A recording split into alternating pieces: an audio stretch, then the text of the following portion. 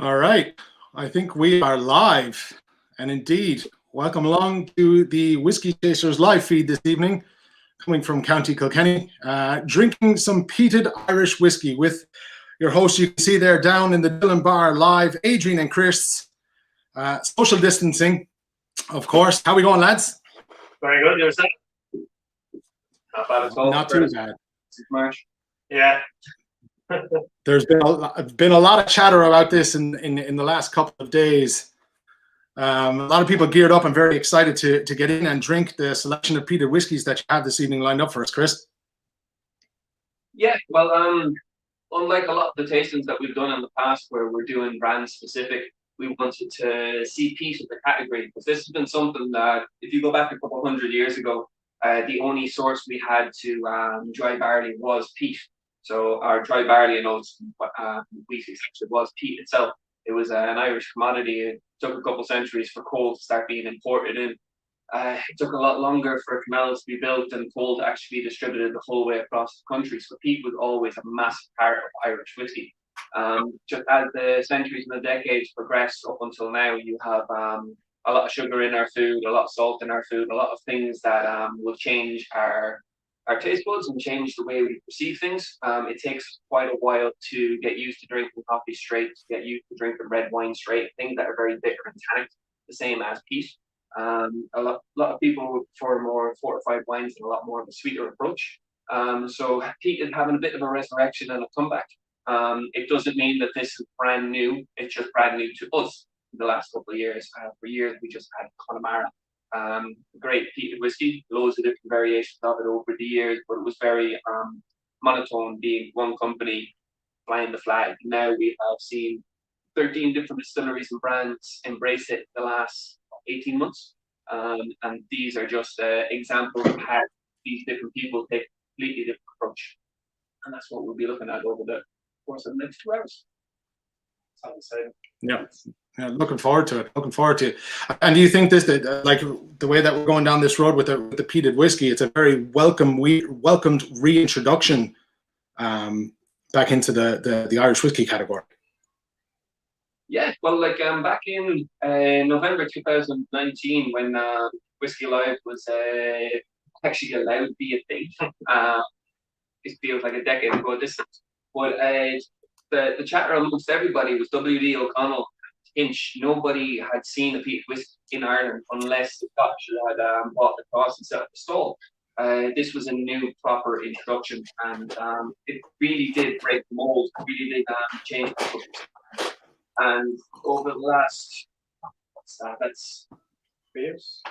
2 years. Over the last mainly, say, 12 months, one of the conversations I've been having with nearly everybody is, I'm going to change your perception, and I'm going to break the mold by getting you to try peat. And all the Irish that you've come across just put their hands in the air and go, I've tried peat before, it was a peat, it was salty, really bitter, nah, never touched it again. I was one of those. Yeah. So was I. Yeah, I have a big fan there. Hand up on that one myself. Yeah. Absolutely. Yeah, I blame you for everything. Well, anybody who knows me, and I tell this story often, and I've told the two of you time and time again, that I had a bad, I won't say reaction, but I kind of went too hard one night on a bit of peated whiskey. And before that, I would have tippled away. It wouldn't have bothered me. And then that kind of threw me off for a little while. And it's slowly over the last 12 to 18 months, I've been reintroducing it back into my kind of normal drinkers and reintroducing the palate to it. And yeah, wow. You know, when you start going down the road of peated whiskey, wow. When you have a newfound appreciation for it after, let's say, taking the piss with it for a while. But I'm excited for tonight. I'll be honest, there's a great lineup. My first experience was actually in college and studying Irish studies. The lecturer introduced us to different styles of whiskey, and unfortunately she brought a bottle of Roy 10, and that was my first introduction to peated whiskey, and I don't think it was the right choice, because the minute I tasted it, I thought I never ever will taste Scotch ever again in my life. On the road back, where Irish companies are starting to doing their own peated whiskies, it reintroduced me to this beautiful part of heritage. of whiskey in itself, and I'm becoming a bigger fan with every sip I'm taking. This is probably going to make me even a bigger fan to your finished here, so really excited. Well, that's the thing. It's a little bit of a conversion. If you're to drink coffee, you start off with 3 sugars, 4 sugars in a cappuccino. Like it's That's a good point. Yeah. you don't start off with double espresso. Yeah. It's unfortunately, I'm working here in the Dublin Whiskey Bar. I've seen it a lot, especially when we first started off here. When someone says the first peated whiskey I tried was an Ardbeg 10, 516, like or 1116, 10, those kind of things. They're really nice whiskeys, but they're the latter end of the extreme. They're what you have to progress up to, not what you start with. Especially to turn around and say this is something that you love, what can be behind the peat, the flavors that you can find behind. Realistically, there's a wall of peat, and it's very hard to get past them and feel the flavors past that little bit of bitterness. And the lineup that everyone has in front of them, it's labeled 1 to 7 on purpose. Even though I've told everyone when they get the tickets, the distilleries and the brands that are involved, the reason why it's 1 to 7 is so that you don't have in your head going into this, I love to see what Dingle are doing. I love to see what Hinch are doing. So you already have a perception straight away that number is going to be your friend. The reason why we're going 1 to 7, have a smell of number 1 as we're talking, and we will introduce you to what it is, but let your mind figure out this is something that's subtle to you, big flavor to you, something that's very, very inviting, and we'll go from there. So you want to have a smell of number 1? Yeah. And just a little bit kind of aware, there's a lot of people here that will be trying these whiskies for the very first time, and I purposely didn't give the order until today to the 2 lads what it is we're doing. I didn't give anyone any tasting notes, so everything is going to be off the bat. What our genuine perceptions of each one of these are. And again, just falling back on that, if I had said that this is a specific brand, you might already have in your head that you like their pot still, you like their malt, you like their blends. Therefore, this is something that you're going to become accustomed to straight away. It gives you too much of a perception or a likability factor before you actually get it. And also, this could be a surprise. This could be a brand that you might have tried before and didn't hit the buttons for you. But yeah, if you want to go with the number 1 on the notes. Yeah, just want to say real, Chris, if you could just drop your head down a small bit, because I think I'm looking at another stream here. You're kind of half your head is getting cut off. Can't see your pretty face. 1 second, I'll fix the camera there. That's what happens. That's perfect. That's absolutely perfect. Look at that handsome divil. 2 handsome divils below drinking. How bad? On that note, this one is going to bring us up to the lovely County Donegal. This is the Dark Silkie. So we're starting off with 15% of the blend's DNA is going to be a peated whiskey. So 15% of this is 55 ppm, so 55 parts per million of peated distillate goes into triple distillation, comes out somewhere between 16.5 and 22 ppms, and it's stuck in an Oloroso sherry butt to start with, and that becomes 15% of the DNA of the glass in front of you. The rest of it is made up with 70% virgin American oak grain, and then 15% triple distilled malt in ex-bourbon casks. So with this, the color is unbelievably dark compared to what you might think it would be, and that's down to 2 things. You have the virgin grain, which is going to be very, very dark to start with, and you Oloroso cherry butts, which again are going to implement a very, very dark color. You really get a lot of the sherry sweetness straight off the bat. Yeah, straight away. Yeah. Obviously, peat is up there. Peat is there, but it's not. It's not in your face. No, it's not offensive. It's lovely and kind of like smooth and rounded and sugary, and Well, that's it. You have the sweetness of the virgin grain. Yeah. You have this of the Oloroso. Gonna like impact that straight away. It's gonna push forward any ester notes, fruity notes, and all the sweetness that can be behind the distillate, can be behind the malt. And that extra 15% of the triple distilled malt really helps push the background flavors of the peated malt forward. with this, I always find it fantastic. It's in a peat tasting. Part of it is peat at 15%. It doesn't mean that this is peated whiskey, but it does mean that it's peated whiskey. It's fantastic. A lot of the other whiskies will be trying 100% of the mash bill will be peated. Other ones we're trying certain portions of the mash bill itself will be peated.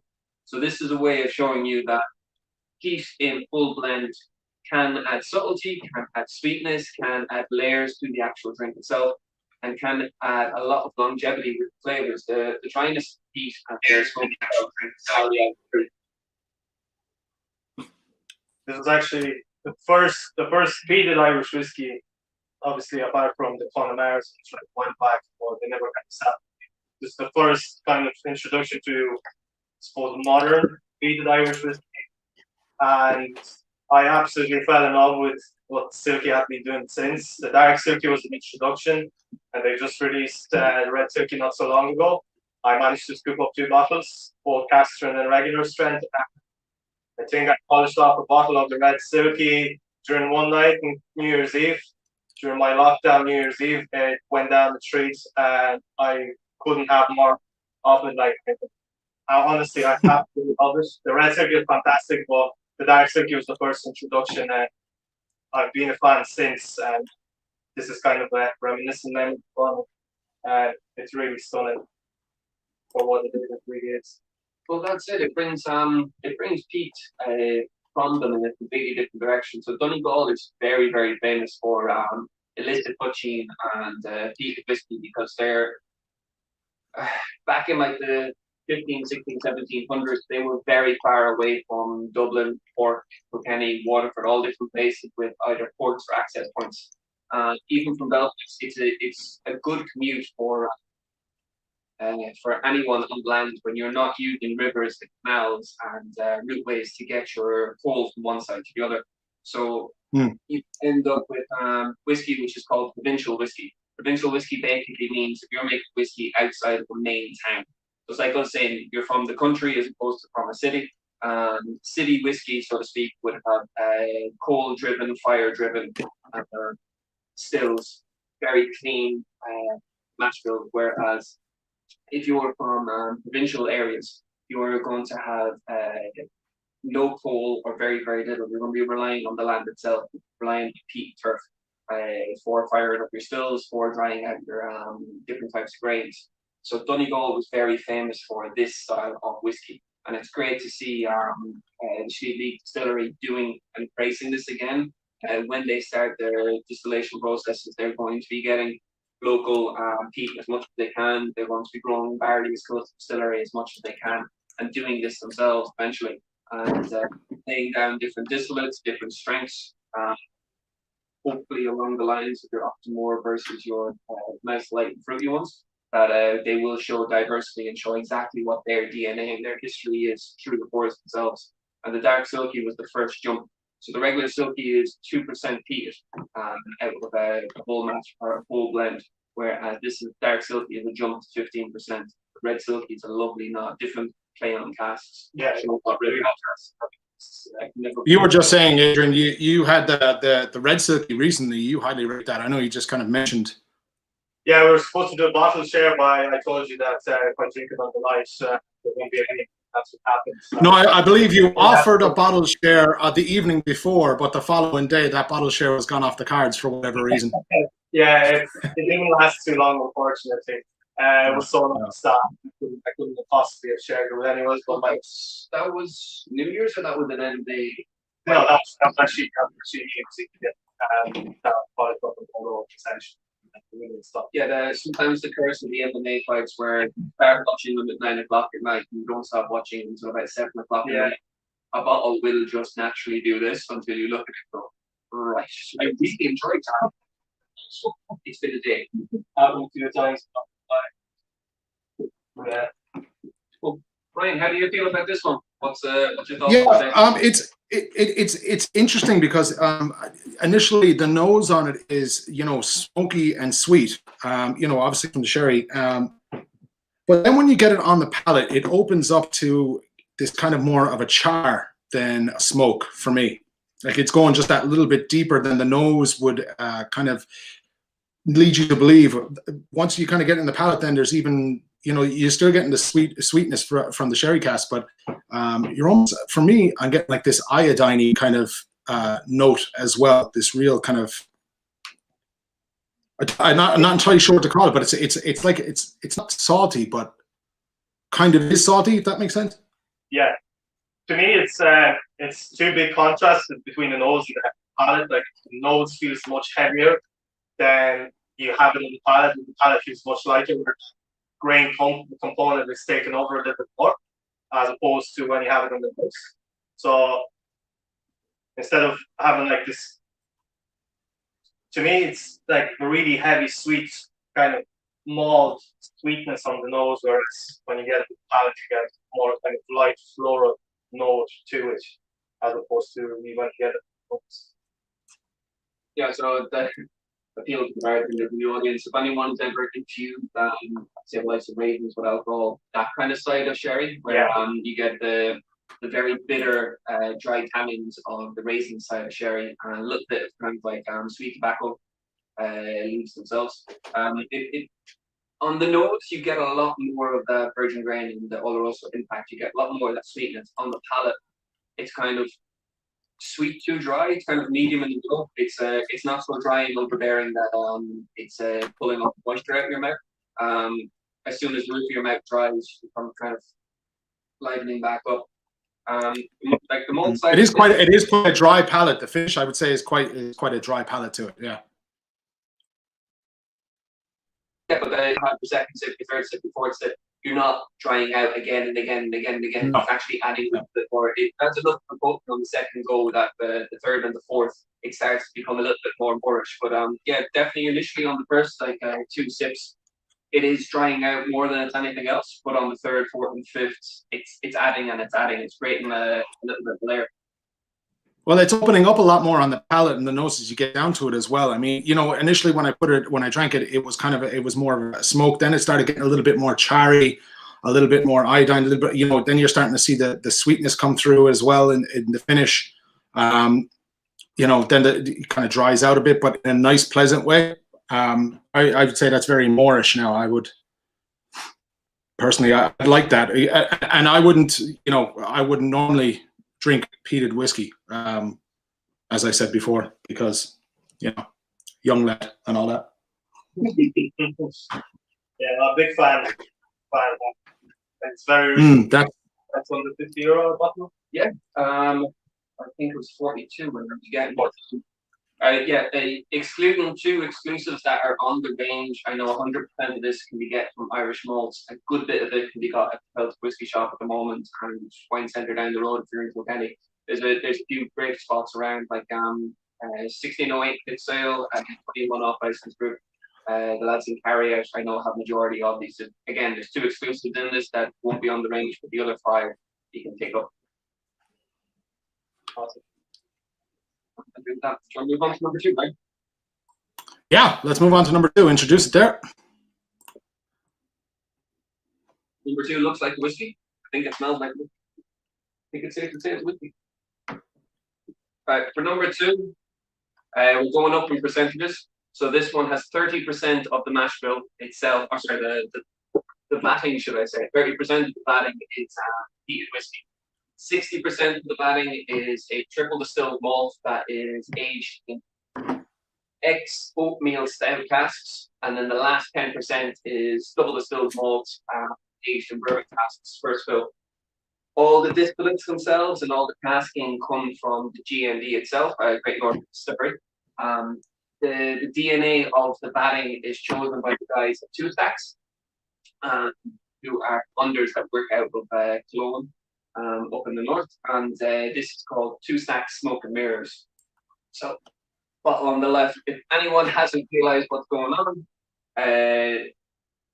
your oatmeal stout is an absolute fantastic thing to do to malted whiskey, because it's going to drive up your chocolate notes, drive up your coffee notes, drive up very dry spice notes. So your ground nutmeg, ground cinnamon, ground allspice berries, those kind of notes. Then you take your peated element, 30%, you add it in. That's just going to emphasize the coffee version of peat, the bitter chocolate version of peat. Not as sweet as the Oloroso will add sherry-wise, but it will add that natural sweetness you will get off tobacco leaf, natural sweetness you will get off cacao nibs, drinking chocolate powder, that kind of side of it. So this brings the peat in a different direction, a little bit more drying, but a lot sweeter version of the drying. Which they're gonna know. Again, that's, as you were saying, deep cacao coffee sensation. It's like kind of smelling an Irish coffee before you just put the cream over on the top. You know, get that hot coffee mix with that little bit of alcohol evaporation just from the top. That's a little bit what I'm getting at. The nose on this one, when we first poured it, so I've nosed a few of these beforehand, haven't tasted the majority of them. On the nose itself, it starts off just the world's smallest bit closed.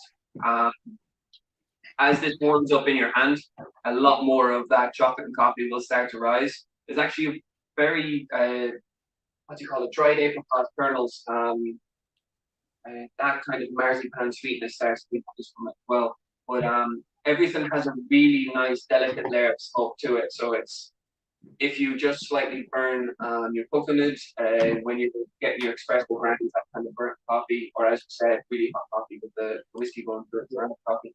A little bit of sweetness, which you can fall down to a cross between muscovado, sugar, and honey.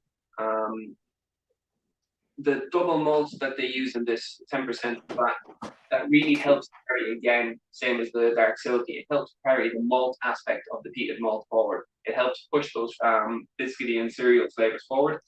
The oatmeal stout, again, what's in behind the peat, it's able to bring that bitter side of it, turn it a little bit sweet, just elevate.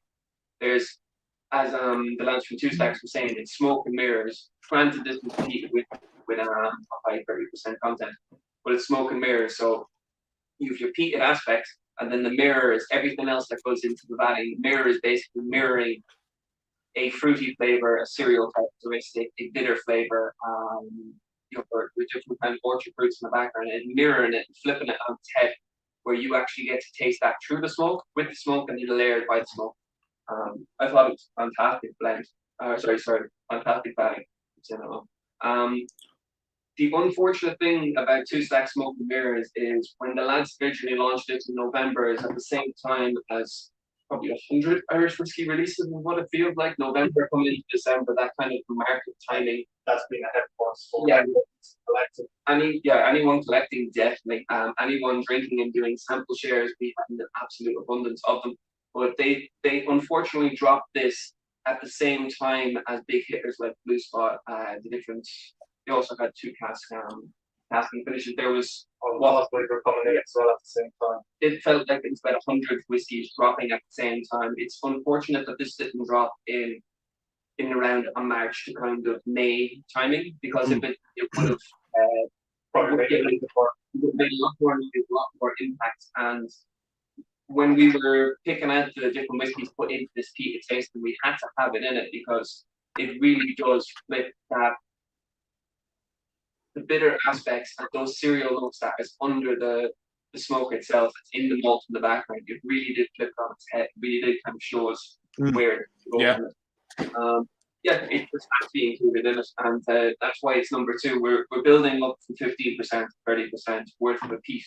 And even though this is double the amount of peat that's in the dark silky, because it's all malt and not a blend, the malt is able to integrate itself and still feel like the light aspect, as opposed to a dominating factor. The beautiful grain that the lads chose for a dark silky really carries the sweetness across. Whereas because this is all malt, one layer to top the other, it still gets to be a little bit subtle. It's not very in your face. It's not big and powerful. As it opens up, you start to figure out a little bit more. It's definitely a dram for. It's a dram for a couple hours as opposed to a couple of minutes. It really does open up. Yeah.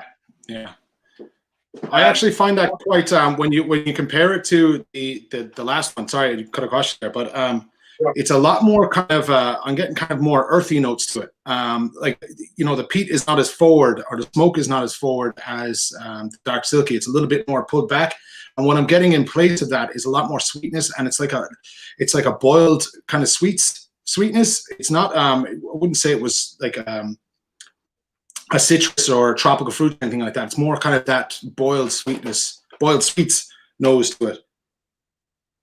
And then the earthy tones then from the peat, from the you said oatmeal cask, wasn't it? Some Oatmeal stout, yeah. Oatmeal stout, yeah. So with two stacks, you can see by the back of the bottles, they're very open and transparent about what they're using, the percentages of everything it is they're using. And when they were picking out this batting, G&D already had the stout cask there, so they're picking from a library of flavors that already exist. They really like this combination, and the bigger brother, so to speak, that's coming in the next couple of weeks or months, depending on the flavor profile, they'll pick it when it's ready. But from now on, they're hand-picking the breweries that they're going to be sourcing the casks from, and they're going to be doing a collaboration back and forth to season the casks for them and using their own casks to season. So from the next release onwards, you will see the breweries that are involved, names on the label and stuff like that. And the only reason they left it off this one is simply because they didn't start that relationship. Whereas they started the relationship now, the casks are laid down and flown in the Moor Mountains. So once bottling number 2, number 3, etc. goes forward, you will start to see kind of like classmates, they will be showing proud, this is Franciscan Well, this is 8 Top Brewery. Yeah. And those kind of distilleries going forward. Nice, definitely completely different version of whiskey and beer that we've seen on the market up until now. Very, very up until now, one of my favorite beer and whiskey pairings cask wise was the Teeling's one that we did about a year. 100 fathoms. Yeah, it was the very first release of Teeling's stout. It was the cask strength. Yeah, it was cask strength. Cask strength, 8 years old. It was 2% run with the stout cask, and it was just absolutely. This is the closest I have found to a whiskey pulling flavors from a stout cask and amplifying them through a whiskey. And that layer of peat that kind of goes through it really does give it longevity. It carries that kind of coffee notes and chocolate notes, cereal notes. It carries it. Just waves. It gives it a little bit. It's a lot more different on the palate. I got a lot more of the coffee and the chocolate notes on the palate than I did on the nose. And I'm still getting it. I'm still getting the sweet and peat, the smoke, spice, loads of spice. Yeah, I fair play to the lads in two stacks. Like when they're making blends and they're making battings, like this is 48%. Sorry, I should have said that earlier on. This is 48%. So they're not afraid to pay that little bit of extra duty and not sacrifice the flavor. So every time they do a release, very similar to a few different ones we'll be trying later on. They will aim their release. They'll taste it from cask strength the whole way down. Sometimes they release a cask like the blenders cuts, and sometimes they release it at high 40s or mid 40s. But they will choose the percentage going on flavor alone, but then take the hit afterwards. And I think this is a great version of it. 48% for it. It carries across the flavors, but it doesn't kick the back of your throat. It doesn't really come alive in your down here and show you at home it's cask strength. Like a lot of cask strengths we try are barely over 50% up to like 54. Maybe the normal, 50 to 54 is the normal range for cask strengths. 48 is far off, and yet it doesn't give you a massive punch. No, it's not too much, but there's a nice balance across the whole spectrum of flavors. Yeah. Shane McCarthy says the official launch is not until the end of February. There are 20 cases dropped for Irish malts for their 3 drams tasting. Nice. So end of February is when this one, I guess, that's what I'm taking from this, is that it's not. It'll be available at the end of February. I think the name just said by itself, smoking mix. You get that really nice big hit smoke, and then you get all the sweetness, sweet flavors of the stout. It's great, it really is. Well done, 2 stacks. It's very good, very good. Yeah, very good. Lovely balance there, and 2 totally different peated whiskies then between the dark Silkie and the smoke and mirrors. Yeah, well, but equally, I was just going to say, between the 7 things we're trying, there is no 2 side by side that there's almost 2 side by side that you can turn around and say they are very similar. The rest of them, they've all taken it in a completely different way and aspect. And it's kind of funny to see because a couple of these come from the same distillery source, but they will show their own attitudes and show their own personality through them, make them completely versatile. Yeah. Mm. And just when I'm I kept a bit in the glass of number 1, just to kind of see how different the peated influence was, or this nose off the 2 of them were. I'm getting more clove now when I go back to 1 than I was getting the first time. Once I kind of moved on, I go back to 2, then the sweetness is more apparent. Yeah, it's quite funny when you do hop back and forth between whiskies like this. When I find that if your initial thought on the first one is sweet, because the second one is a little bit more towards the tannic version, it'll show you the drier spices in the first, but the sweetness from the first will show you the sweeter version of sweeter cacao, sweeter chocolate kind of on the second. So if you are going through these, you'll find that one of them is finished in salt on, has a lot of tropical fruit flavors to it. When you hop back, it'll actually show you the tropical version of the one beforehand. And then the very next one after that is a lot darker flavors, and it'll show you a caramelized version of it. So do leave a little bit at the bottom of your glass when you're hopping through. Any questions? Be happy to hop on to number 3. No, I have no questions. Yeah, the general census amongst everyone watching there from the comments is everybody's really enjoying both of them. Very good. Good. You able to see? You're not able to see the comments there, are you? I can. He can't. I can't do that. I'm a little bit too far. Too far away. Okay, all right. We'll have to do that for next time. Yeah. All I want to ask to the comments is what shade of lipstick is Graham currently wearing? Omar wants to know. If anyone, I saw that on Instagram today. And now he's there. I saw the photo of Graham afterwards. Dingle should make a nice hoodie with his face on it. I think that'd be a great gift. Definitely buy it. Well, you know what they say: a picture's worth 1,000 words. Absolutely. And there's only 4 words. It's a novel with that label of it. Right, hopping on to number 3. So we've gone 15% peat, 30% peat, and now we're going to 100% peat.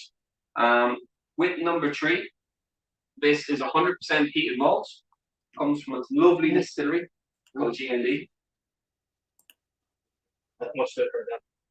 But this is sold to a distillery that's now in County Down, kind of on the border. But welcome to Hinch. So with this is Hinch again back in November 2019 for Whiskey Live, when Hinch was kind of setting up their stalls and they were coming on the scene. They were coming on the scene with malts, blends, aged statements, peated whiskey.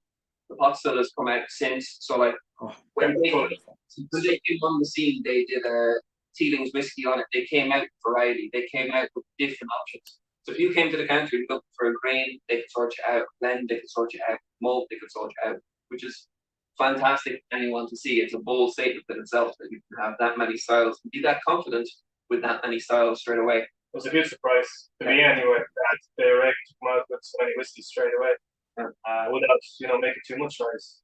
And at the same time, the bottles are great, the labeling is great, the information is very clear, and the guys behind it are very good, especially Jamie Cotter. Fantastic guy to talk to, very, very open book. And the liquid itself, all of it was very good price point, very good quality, very well put together, but they obviously had a bit of money behind them that they could do all this at once, which is great to see. The unfortunate thing about that is the peated whiskey kind of went off to the side. When you start off with a couple different pours, you can't push all your efforts into one thing. You have to spread the conversation across many. And peated whiskey itself, for a good few people that I've talked to, it took them a couple of weeks or it took a couple of months to realize that the peated whiskey was there and have a try of it. The peated whiskey itself is absolutely lovely. It's very inexpensive. There's a good bit of peat in the nose, a good bit of peat on the palate, but it's very inoffensive. It's very good introduction whiskey for peat. You want to smell the taste? The nose is very peat forward, obviously, but there's a lovely chocolate note is what I'm kind of getting, is my understanding of it there behind that. These lovely fruits as well. I can't put my name on particular sweetness, but I'm going to attempt, and I could say like just behind that peat, I'm getting that candy cane, the candy floss sweetness to it.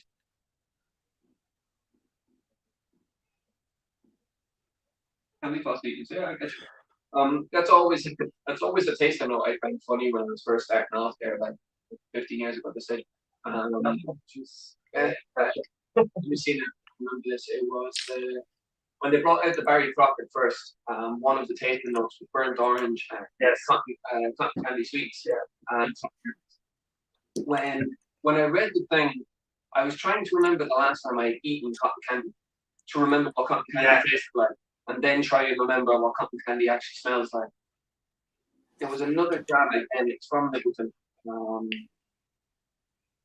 It was a Middleton single cast done in a sherry bottle. Just the Celtic whiskey shop there not too long ago, end of last year, and that was the first time I could genuinely sit down and say candy floss.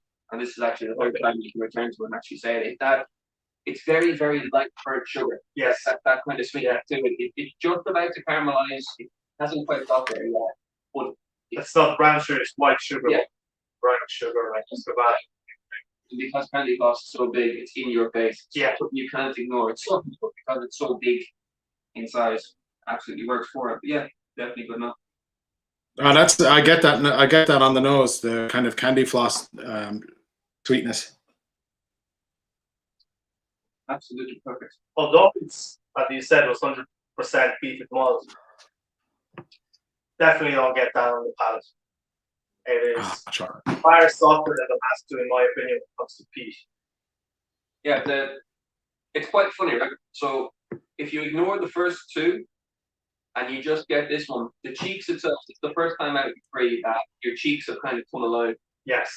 Really starting to pucker up. So the roof of your mouth is draining out from the peat itself. The side of your mouth is puckering up from the actual malt itself. And the combination of the first one bourbon casks and all three, you're hitting three dimensions at once.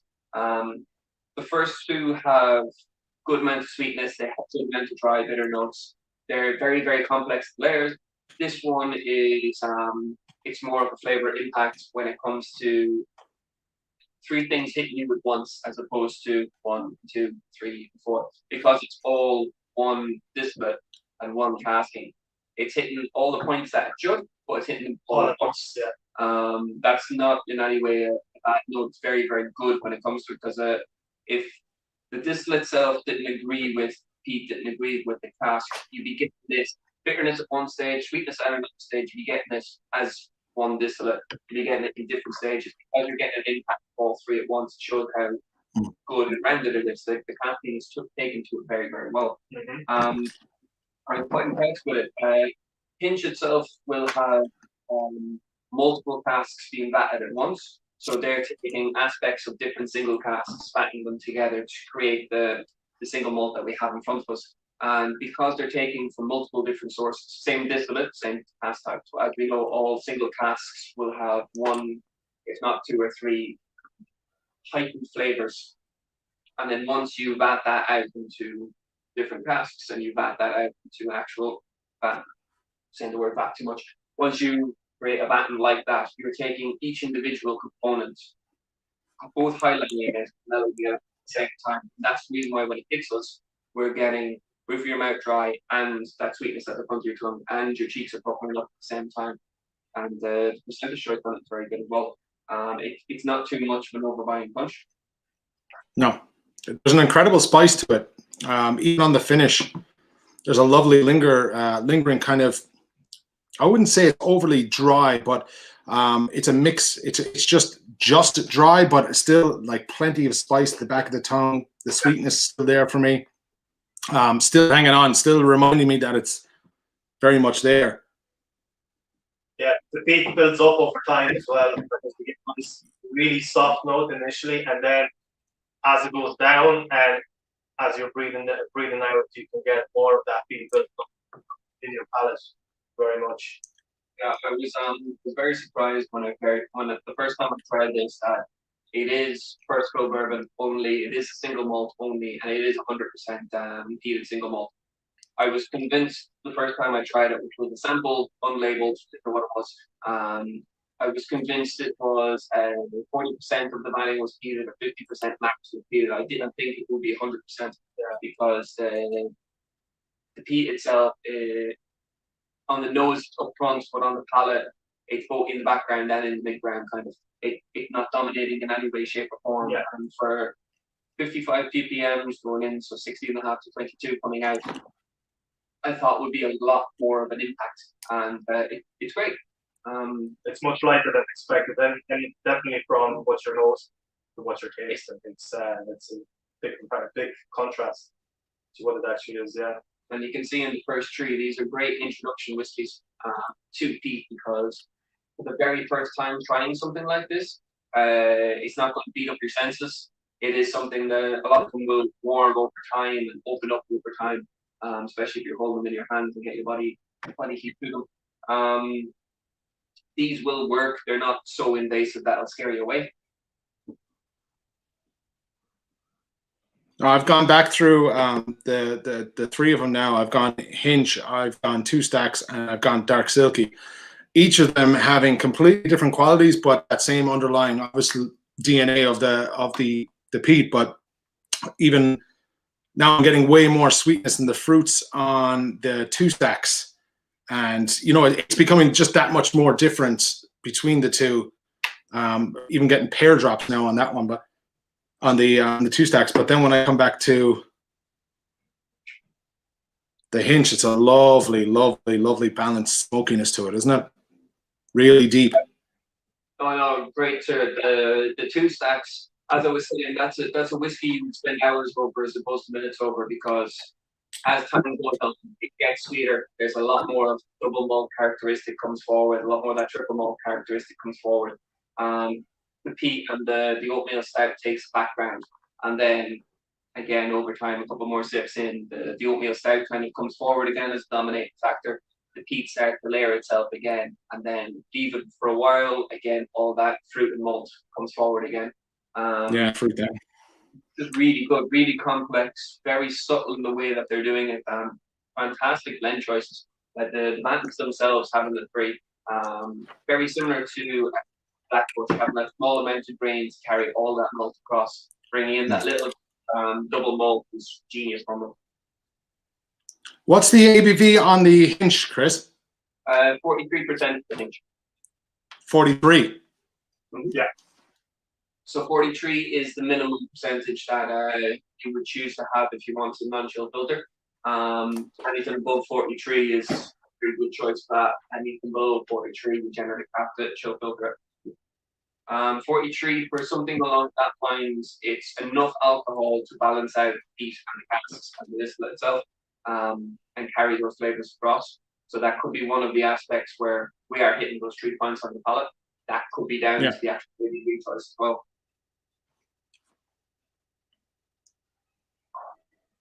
Right. On to number 4, and this is the exciting one. It's halfway. If you want to take a 2 or 3 minute break after this one, just so everyone can kind of grab themselves a toilet break and grab themselves a little bit of water. So this one, number 4, is the only bottle with no label. For yourselves, obviously. Why is that? Yeah. So with this one is an exclusive that is going to be done by Killowen. It's going to be introduced onto the market somewhere between 3 and 6 weeks time. This one is peated, just like everything else, but it's peated in a completely different way. And this is not a whiskey per se. This one itself is Poitín, but you will see by the Poitín itself with a lot of color to this. So they've actually casted Poitín. Add this specifics. So with this one, the lads have 50% of the mash bill is peated barley, 21.6% is raw barley, green barley, or unmalted barley, whatever you want to describe it. 14.7%, they're very specific with their mash bill, is oak. Now, the oats that they use, they bring out back to the shed. If anyone has had the luxury and privilege of being to Killowen would have seen this, they have their shed out the back and they actually dry out their oats on site with peat smoke and they malt it themselves. So the oak characteristic in this is both malted, peated on site. That leaves you with 14.2% left. 7.1 of that is wheat and 7.1 of that is rye. Now, obviously I'm after saying 5 different types of grains. Without going into the non-GI argument pot still, without going into different innovations and stuff like that, the lads at Killowen have been phenomenal for the history aspect of their area and the history aspect of Ireland, where they use all different types of grains for the poitín. Nearly every single time they do it, they will increase a certain percentage of something. So they have poitíns, and they will eventually have whiskies on sale that will be high in wheat, high in rye, high in malted, crystal, all these different types. They are unafraid to play with different mash bill types, unafraid to do different techniques. They have flame-fired stills up in Killowen, doing very traditional styles. And with this distillation run, it was actually done in 2 12-hour shifts. So they do put a lot of time in behind it. Everything is, as I was saying, flame fired. Everything is hand operated, hand crushed, hand everything. Hopefully they didn't put their hands in it, but yeah. Yeah, all right. It's enough alcohol in it to clean it. Be grand. Oh yeah. What's the ABV, Chris? The ABV on this is unknown at this moment in time. The price. Okay. I'm still waiting for Brendan to confirm that. So this one is being laid down in 5 25-litre Birkin casks. So they have 5 small Birkin casks, 25 litres each. Each one of the Birkin casks were filled with a beer from Ireland, and each one from a different 5 different areas representing 5 different regions of Ireland. Then they vat all 5 of these back together, and that creates this poitín blend that we have in front of us. It's the first time that anyone gets a chance to actually taste the thing, and this will become their distillery exclusive again in 3 to 6 weeks. Because unfortunately with COVID we can't physically be in the distillery. They're going to be sending this through their Killowen website, but it'll be their distillery exclusive. With it, just absolutely fantastic. So Liam Brogan says he thinks this is around 55%, is what he's saying. yeah, he was saying in around 55. I was looking back to my notes, but he hadn't been specific when all 5 are added together exactly what the pinpoint is. And in the next 3 to 4 weeks, if that drops 5.1, 0.2, then I didn't want to state it just in case. So there's going to 5 different beer casks. This is lovely. There's a lovely, what I got in the first nose is there's a lovely sweetness. There's almost like a butterscotch-esque, cream soda-esque nose. And, yeah, funnily enough, a little bit of like the scent of a non-scented wax candle, kind of that waxiness kind of nose to it, ish, and a load of fruit. Very sweet. Yeah, there's going to be a huge amount of variety of layers of flavor to this with the mash bill itself without going anywhere near casks. So oats themselves, if you are someone who eats porridge, oats are very creamy. They almost congeal and stick to your palate by nature, especially if you're making a water or milk and you don't use enough. There isn't a high enough moisture content. The oats are flavors that will completely impact the creaminess. They will almost congeal and stick to your palate. So whatever spice is there, whatever wood influence is there, it will stick to it. Using rye is ingenious because rye, anyone who's had, say, Belvedere rye vodka or high rye bourbons, rye is a dry spice, crispness to it, and freshness to it. It's beautiful. Then your raw barley is going to be really only get with hospitals. Raw barley is going to have a different oiliness. The oiliness from the raw barley is going to play off the oiliness of rye. You have your heated malted barley, so you're getting in those whispers of smoke, and then lightly oats as well, you're going to get in another layer of it. And for me, anyway, with this, the peat isn't the dominating factor in any way, shape, or form. It seems to be more little layers and just a hell of a lot of longevity. It's just carrying flavors. Like nearly every single Scotch blend on the market has up to 2% peated malt in the blend, and that's purely there for longevity. It's purely there for that aftertaste to carry on and on and on. That's incredible. That is an incredible dram. Even on the palate, that is totally different than anything. You never say it's under 3 years old.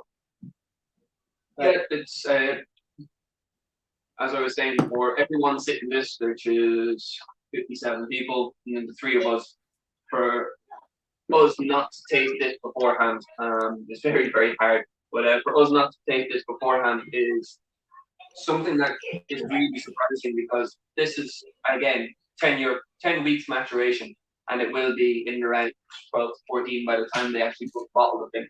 But it's unbelievably hard to put this side by side with a 3-year-old malt from anywhere and say that this isn't 3 years old. Yeah. Or say that this is, you would think that this would reach maturity a little bit quicker than the whiskey sitting side by side with it. Yeah, it's only 10 weeks old. And granted, Birkin casks are fantastic for accelerating aging. We'll see an example of that again in a little bit. But Birkin casks means that it's smaller, there's a lot more wood surface being impacted by the whiskey. There is less evaporation in comparison to bigger casks, less air can get in and out. Wood contact is just a lot more. And with Birkin casks, majority of them haven't been used before, so getting in and out of the wood is going to be really impactful. And the fact that they have washed or matured beer in these beforehand, the beer is lower ABV, so the beer won't get a chance to come back out the wood as quick as fortified vine wood or quick as a bourbon would, which means the volume of surface area and the volume of influence they can pull from that stout really does help. So the stout itself, stout with oats, fantastic, as you can tell by the two. Stout and dry, absolutely fantastic. I've never come across one that was bad.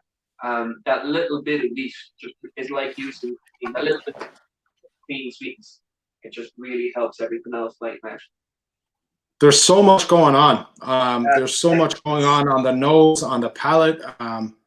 It's hard to pinpoint what the actual flavor that you really like is coming through, because there's so much going on that it's really hard to pick up the favorite bit off, because there's so many flavors jumping out. That's just straight. But it's incredible. It's incredible. They all work together. There's nothing out of place.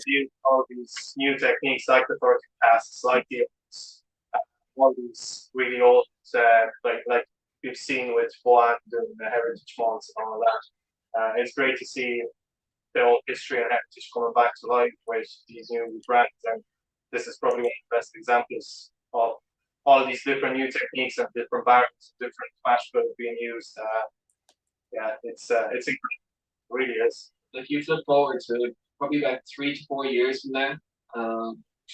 I'll go a little bit further, about 5 years from now, because Irish distillers do tend to age a little bit longer than the norm. But Irish distillers have laid down pot stills that are 60% oats, and they've one that's 60% rye. You have Boan, as Adrian was saying, it's Non's mash bills.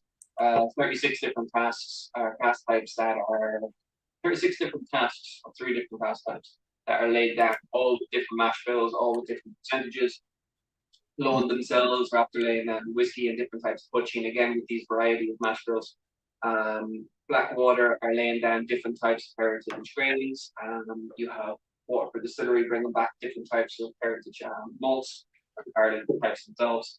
So these are just a step back to show that in 16 or 17 or the 18 or 1900s, we were a lot less commercial.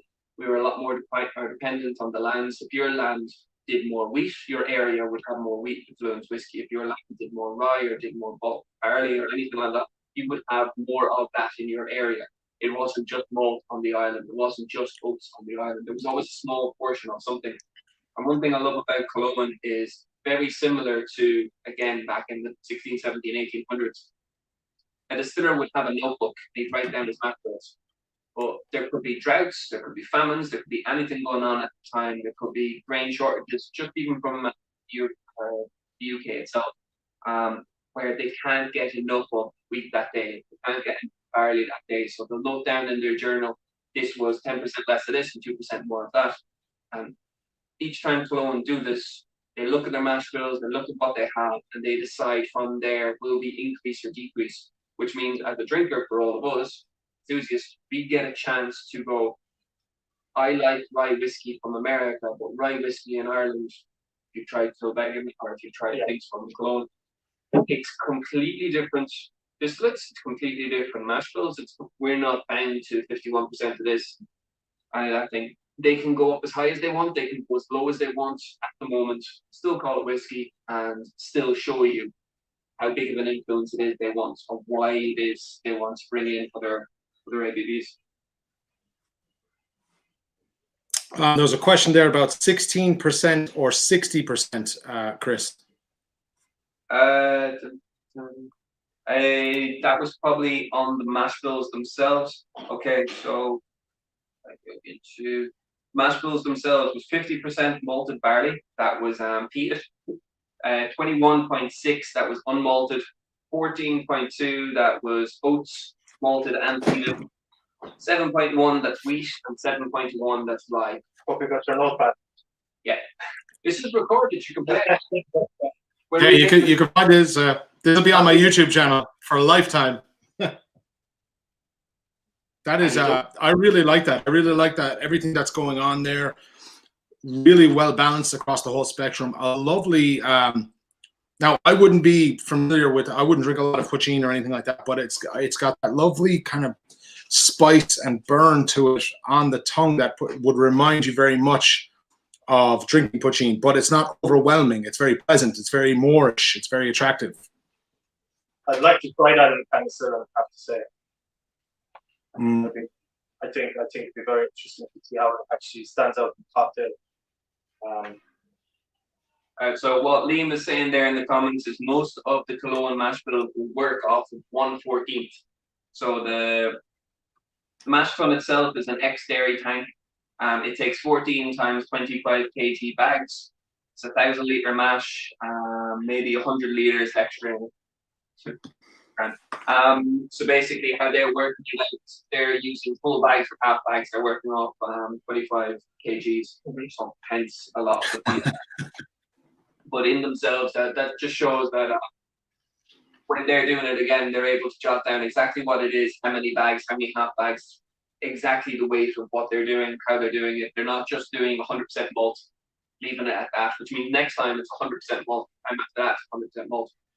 They're creating their own breakdown. So a lot of the grain whiskey we'll try will be 95% maize to 5%, 96%, 4%. Very specific. You're going to do it every single time. With this, they're doing it by weight. They're doing it by the different percentages themselves. Is the camera down a little bit, or is it just me? Pardon? Is Chris being cut from the camera a little bit, or is it just me? I touch. Yeah. I didn't want to interrupt him mid sentence there. That's So we might take a break in a minute just to give everyone a chance to get a glass of water, and we'll kind of reset the camera and stuff, or not. Okay. Oh no, if you want to show on the screen there, give everyone a break, give them a chance to go to the bathroom there, and a chance to go to the bathroom, grab a glass of water, do whatever it is they need. Well, that is one. I can safely say that camera angle is now 100 times worse. Whatever he did. Wonderful. Yeah, that's much better. Great shot of the ceiling. Perfect. Grant, if you want to show the screen up there, give the last 2 minutes. Yeah, we'll get to 2 or 3 minutes for just a little break and let everyone kind of recharge, get some water. And yeah, we'll be back in, what, 3 minutes, we'll say, roughly? Yeah. Cool. Perfect. Okay, see you in a few. All right, cool.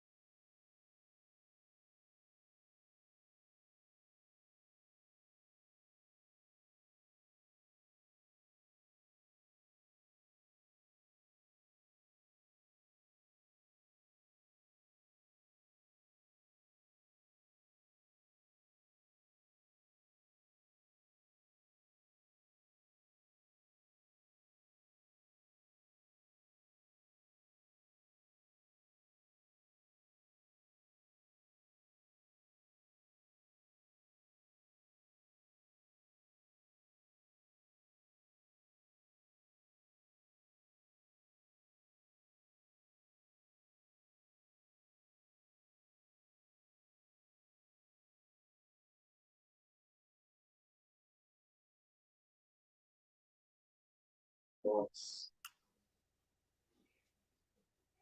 right. You still, the cameras are still not right. Oh, that's funny. 1 second. Okay. I find that And let's go. All right. Just to the, yeah. A little more if you can. Go up a little more.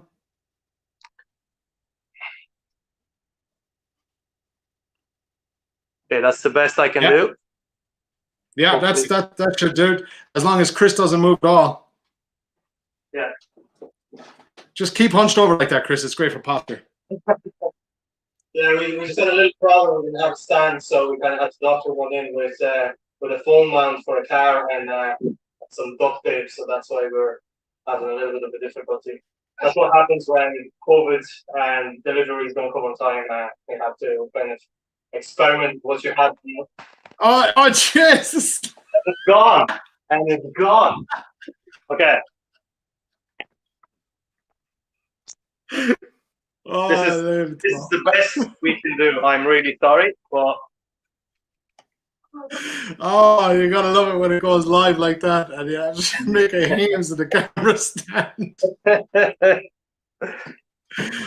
They couldn't have it anyone else. Hey, you may as well. Your camera's gone off now. You're aware of that? yes. Okay. Okay. Please don't fall. Please, whatever you do. Oh God. Comedy gold. Falls, lads, I'm sorry. I can't do nothing about it. Really can't. COVID-19. Well, that's what you get. Okay. I'm gonna leave it at that.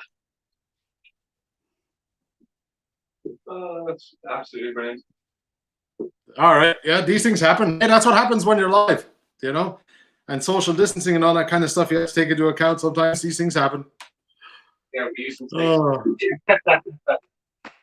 oh jeez. It's gone again.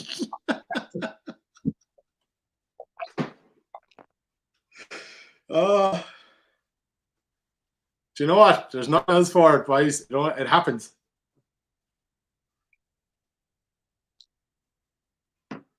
All right, hold on. I tell you what we'll do. We'll take another break just to get the camera kind of set. We'll give it another minute. All right, okay. We'll come back to this. We'll make sure that that everything is sorted. Look, we'll be back in a second. Just give us a minute.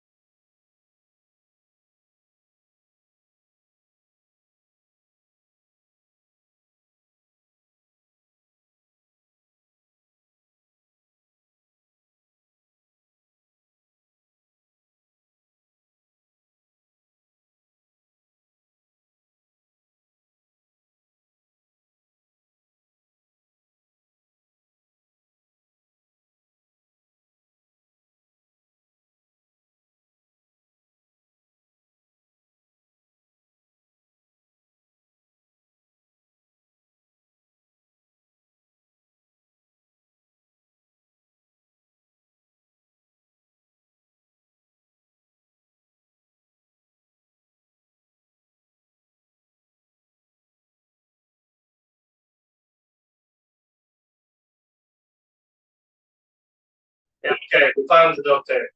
So it's not what it's not.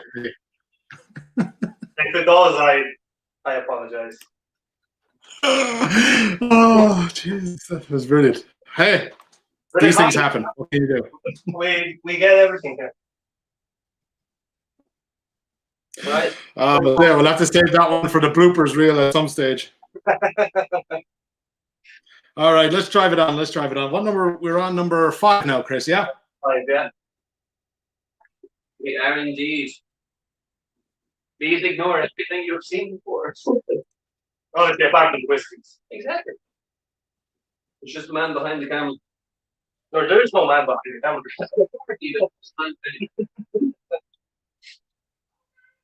Right. So for number 5, we're moving on to W.D. O'Connell's Bill Batch 2.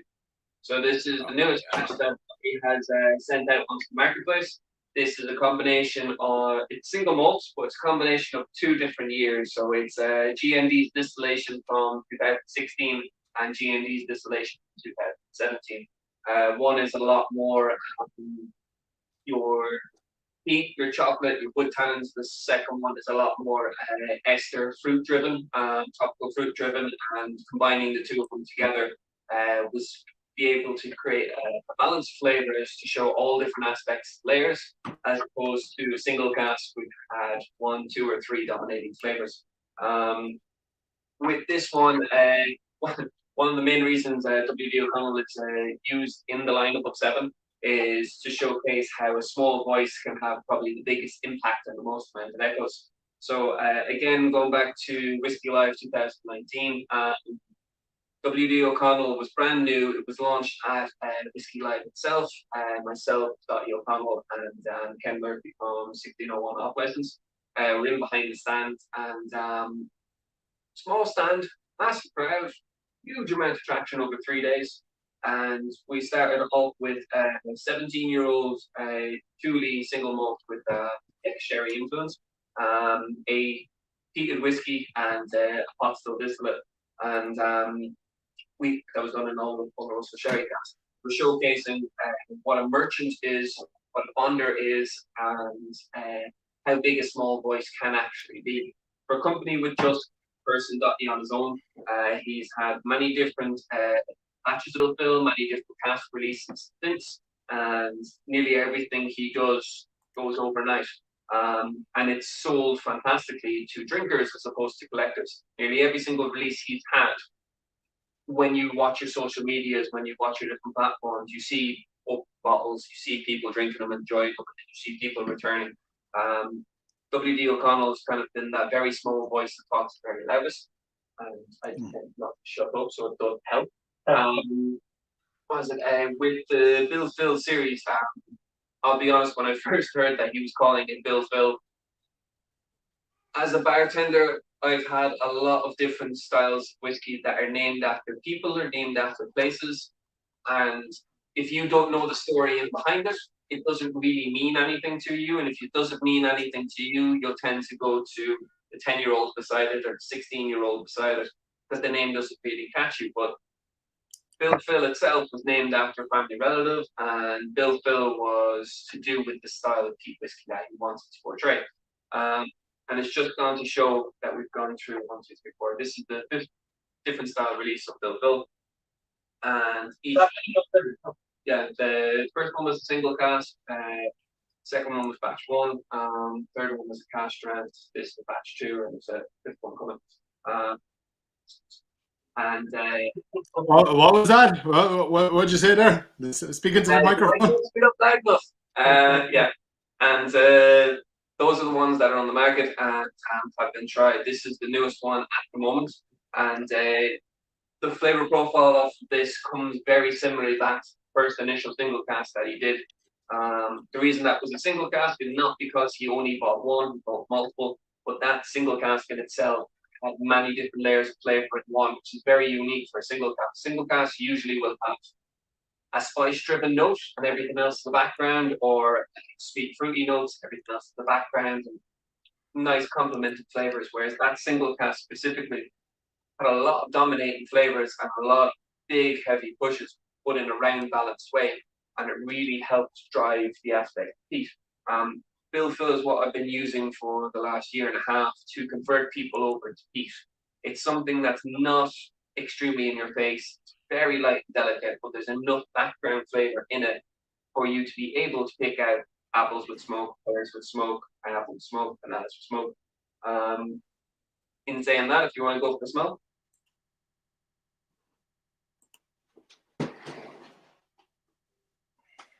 Now, this will have benefited a good bit from the fact that it's been open for quite a while, poured for quite a while, so it's a good chance to hear it.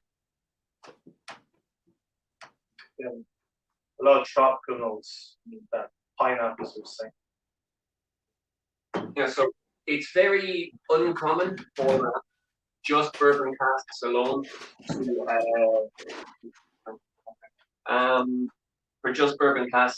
to portray tropical fruits like mangoes, pineapples, papayas, those kind of style fruits. Usually that only happens when you bring in fortified wine casks, when you bring in virgin casks, where you can really pump up the esters and pump up that kind of side of the malt distillate itself. But GMD's triple distilled peated malt, because of the third distillation, really does help amplify the ester notes, the fruit characteristics that's in behind the malt distillates themselves. Having it in the first full bourbon really helps pump up the sweet through the charred wood itself. Really helps amplify the orchard fruits that are in behind the malt. Really helps amplify the tropical fruit notes that's in behind. First time I tried this, it reminded me, the peat reminded me of Earl Grey tea. The malt itself reminded me of kind of banana chips, fresh papaya. The smoke kind of has a grapefruit zest, kind of lemon zest appeal to it, almost like a Earl Grey. Yeah, yeah. But it just shows, compared to the last three whiskies and the Poitín, another level that peat can bring. So that tea, tannic, fresh citrus oil, almost aromatic aromatherapy style notes in the background with the peat can also amplify those tropical malt notes that are in behind, show that fruit off. So if you can get your dark Silkie with your Oloroso forward, dark chocolate forward, milk chocolate forward, your two stacks with your oatmeal stout, bringing out the caffeine, the chocolate, cocoa nibs, that kind of style of it. You're going into number 3 with Hinch, and you're getting a little bit more of a spice forward cereal notes. Going into the Poitín, which is just unbelievably layered, so complex. And then you come into the Bilfill, and you're taking another step down. It's a little bit lighter. It's brought up to 47.5%, which is quite a high ABV for the actual lightness of it and the volume of fruits that's being carried through. The reason for the high ABV is from a flavor aspect. Dropping this down to anywhere between 40 and 45%. The peat takes more of the foreground and the tropical notes disappear, but the tea kind of citrus candies come forward. It still is a very, very layered thing, but on a different level.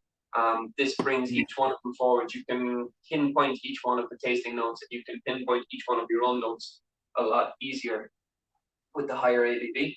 And when this was released at cask strength, again, a single cask, with that one single cask had enough layers of flavor going on that when it was brought up to cask, there's a good round balance to it. Did because I presume you've tried it probably first. Did the flavor change over time with all the different batches, or did it more or less stay the same? 100%. There's an underlying DNA that's there. Yeah. With the cask choice that you picked. The 2016 versus 2017 distillates and cask choices completely different night and day to one another. And it was bringing the two of them together in this that really highlight each aspect that he wants to hit.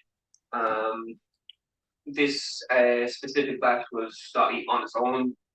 It didn't hand out any cask samples to anyone, didn't ask for any help. This is completely down to himself. And the balance in between the different distillates I've used, just fantastic. Really does hit all the points. I've done the tasting notes for all the Bilfills so far. And each time I do, batch 1, the citrus oil was a little bit more grapefruit. This time round, it's a little bit more lemon bergamot.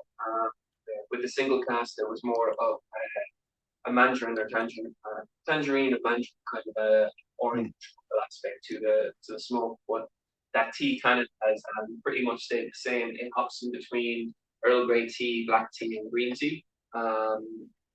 If anyone ever has loose leaf tea, that's the kind of tannins that you get. That's what it is. Yeah.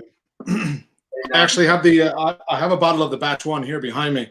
And just comparing the two in side by side. Obviously, that W.D. O'Connell DNA is still very much there, and but the batch one is way more tropical fruits. Yeah. So the batch one than the batch two. The batch one is 2 casks of 2016.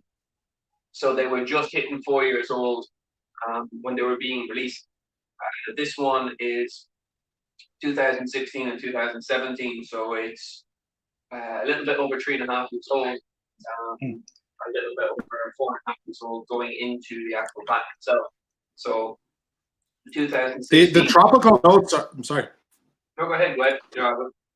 No, I was just going to say, I thought you had finished there, but the tropical notes on the batch two are still there, but they're not as in your face as the batch one. They're almost like behind another layer of sugary sweetness for me.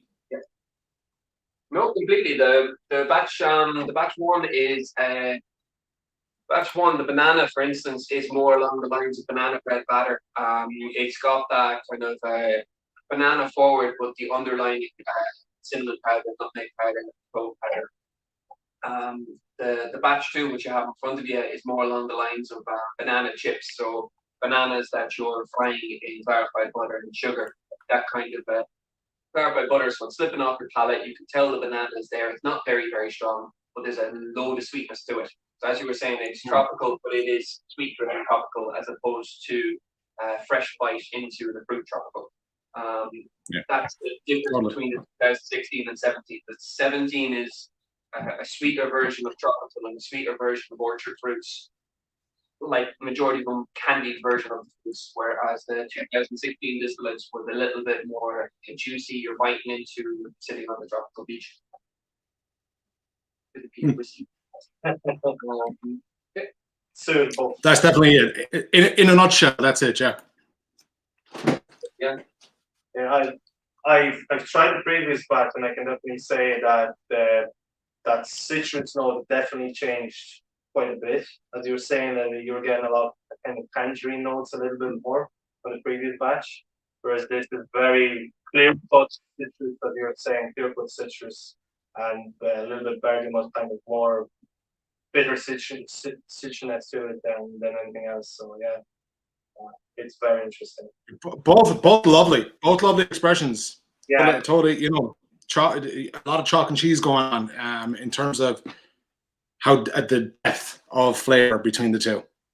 Well, that's it. Like one of the highlights and the fantastic thing about peat, majority of the whiskies I've tried that are peated around the world, Lagavulin is a great example. They're 8-year-old at the moment. It's a lot more acceptable than the 16-year-old. Somewhere in and around the 3 to 9 years old for peat, there's a very good balance of the actual malt character versus peat versus wood itself. For a lot of them that I found, especially Lefroy water casts, something with a very big wood influence. Or if anyone did get the chance, I think it was the 25th Celtic cask that was done.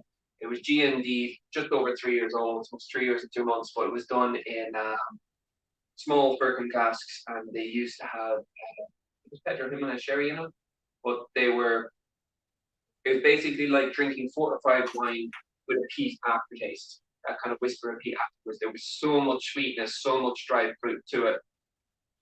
And then after about 3 or 4 seconds, you realize you're drinking a whiskey and there's peat. There's a load of different peat examples where peat is the flavor profile as opposed to the dominating thing that it is you're drinking. And the Killowen will definitely bring you down that path where you're like, oh yeah, there is peat in this. It's not just there's something you can't put your finger on. Yeah. And that aspect in the Bill Phil's for me is always that tea tanning citrus aspect. Every single time I've tried one of the distillates that have been picked out, casters that have picked out, they're the two dominating factors that are there, but they do interlock and change every single time, but they're always there. It's like the signature DNA. But over time, the distillates will get older, mash prices will get older. There will be younger ones brought in just to make sure that tropical citrus and tannin aspect is still there.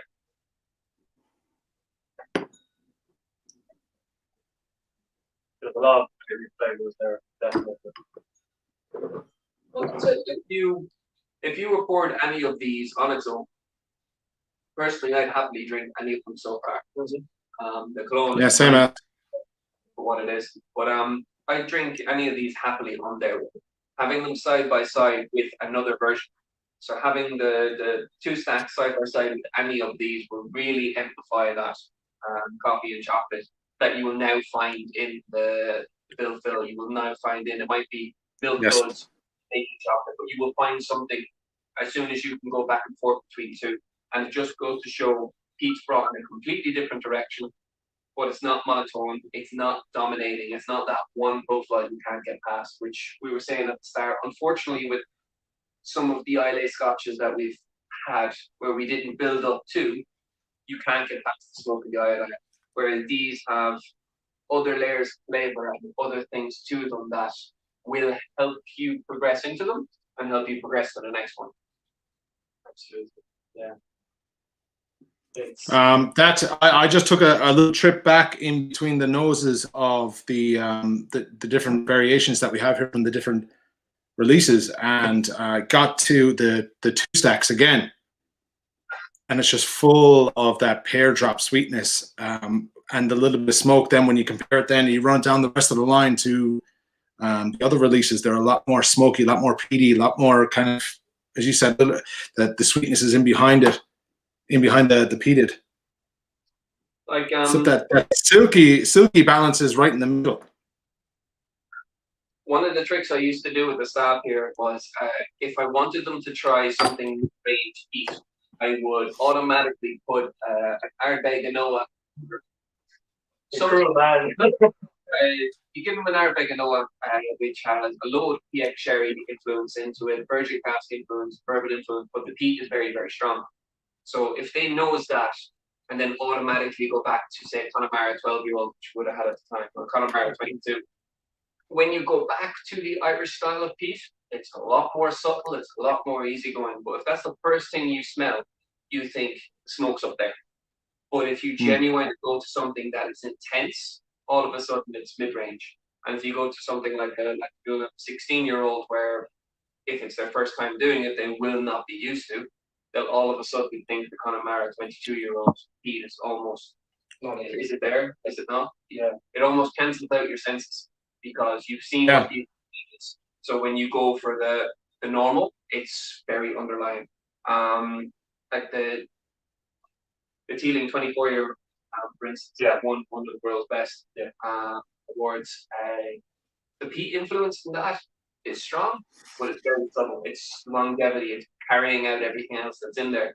And all the flavors much more profoundly, If you have that in Connemara 22 in front of you, and then you would take something along the lines of the Lefroy 25-year-old, bring it into the room, you could have the Lefroy 25-year-old on the opposite side of the room.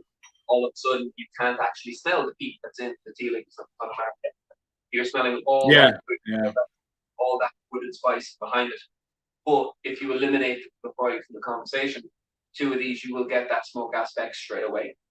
And just going through these, as strong as you might think the smoke is, once I introduce something else in that's very heavily heated, these are night and day.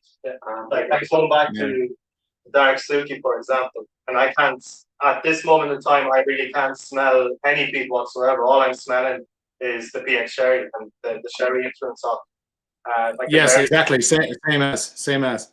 Yeah, can barely pick it up at this stage, you know. And that's the difference between going from the order itself had to be built from 15%, 30%, 100% to come back down to the Poitín.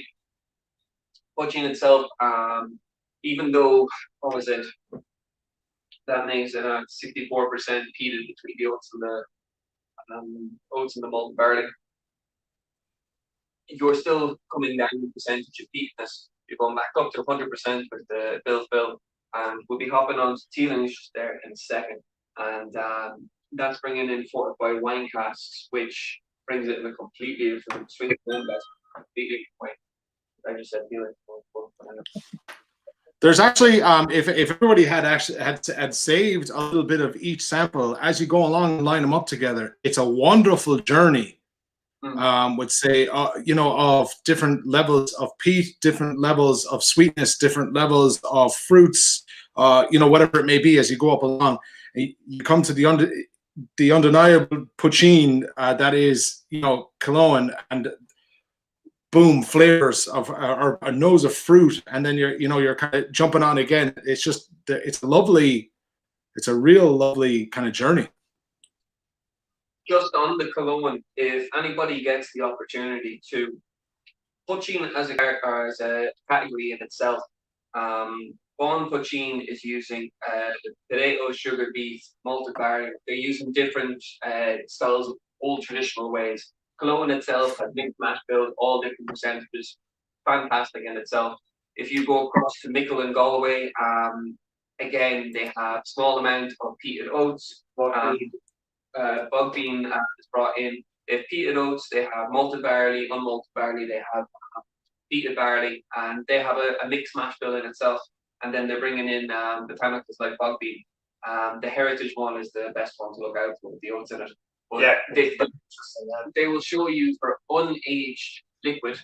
So they're straight off the still, they're brought down to whatever proof it is they decide. And for unaged liquid, the mouthfeel of the oats in the heritage mixture, the mouthfeel, as you can see, of Killowen, and the mouthfeel of Poitín, is just bringing, again, completely different directions. One category that's premiumized and brought into something that we can genuinely be proud of as a category and proud of as being Irish. It's not turning around and saying all whiskey is smooth and all whiskey tastes triple age. So Poitín isn't just one thing, it's made one way and goes forward. There's all these different companies producing not just a liquid off the still and then bottling it, giving it straight out, but thought in behind it. They're playing with mash bills in behind it. They're putting as much effort, if not more passion, into the Poitíns themselves as someone would a whiskey. And Killowen, as you can tell, that will be coming out. That is something that can, as a sipper, rival pretty much any whiskey that you put in front of the same price. Absolutely. And it just goes to show, like, we hop back 10 years ago, if I said I had a Poitín on my desk, we get gasps and all and everything like that. My God, where did you get that? Is that legal? Yeah, those kind of conversations. Whereas nowadays, like Bar 1661 in Dublin, I'd say they have 35 plus Poitíns at this stage, probably more. It's been quite a while since I've been allowed to go there. COVID's great for that. But Next time, some crack. Yeah, Dave this morning. We're coming for you. Graham Cool, I do not know how old that he is, but he has matured very well. Hopefully that will suit you. And he's old enough to have a gallant beard. I would define that beard as gallant in his profile picture. Some might say it's because all the barbers have been closed for months. Others might say he's persistent and he wants, when his first whiskey from distillate that he chooses to full maturation, he will see how long his beard is. That is it's a hard one to tell. We could do like a Top Gear. Some say Dottie's beard has been around since he was 9 years of age. The man himself, Dottie, 41 years of age, and fresh as a robin. Fresh out. You should see his profile picture here for Facebook. Gallant beard. I like it. But I'm always saying I'm jealous. I'm trying to draw mine and it's all different colors, and I don't know what's going on, to be honest. The beer game is strong anyway here, apart from the beer festival. Yeah. Yeah. I'm not entirely sure that Chris could actually grow a beard. Could you? Have you tried? Since I know him, so yeah. I'll grow one as soon as I'm allowed to. Very good. Yes. Shall we move on? Yes, why not? Yeah. See, we're going for top here. Anyway, so number 6. Nice. Don't have a nose. Number 6, we are moving to first distillery to distill in Dublin, first distillery to release in Dublin, which is quite a funny conversation because Pears Lyons have only been in Dublin distilling for a little bit of time, but they were down in Cork distilling for quite a long time. Or sorry, Carlow, quite a long time. So their oldest between 7 and 8 years old. They've only been distilling in Dublin for less than 2 years. Yeah. This one is from the Teeling Distillery. This one is from the mind of Alex Chasko. So this is a youthful version of the world whiskey winning 24-year-old.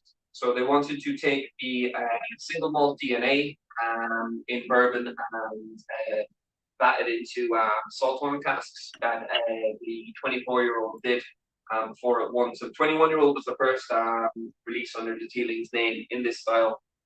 Hop forward to a 24-year-old, 26, and now a 28-year-old. 28-year-old's fantastic.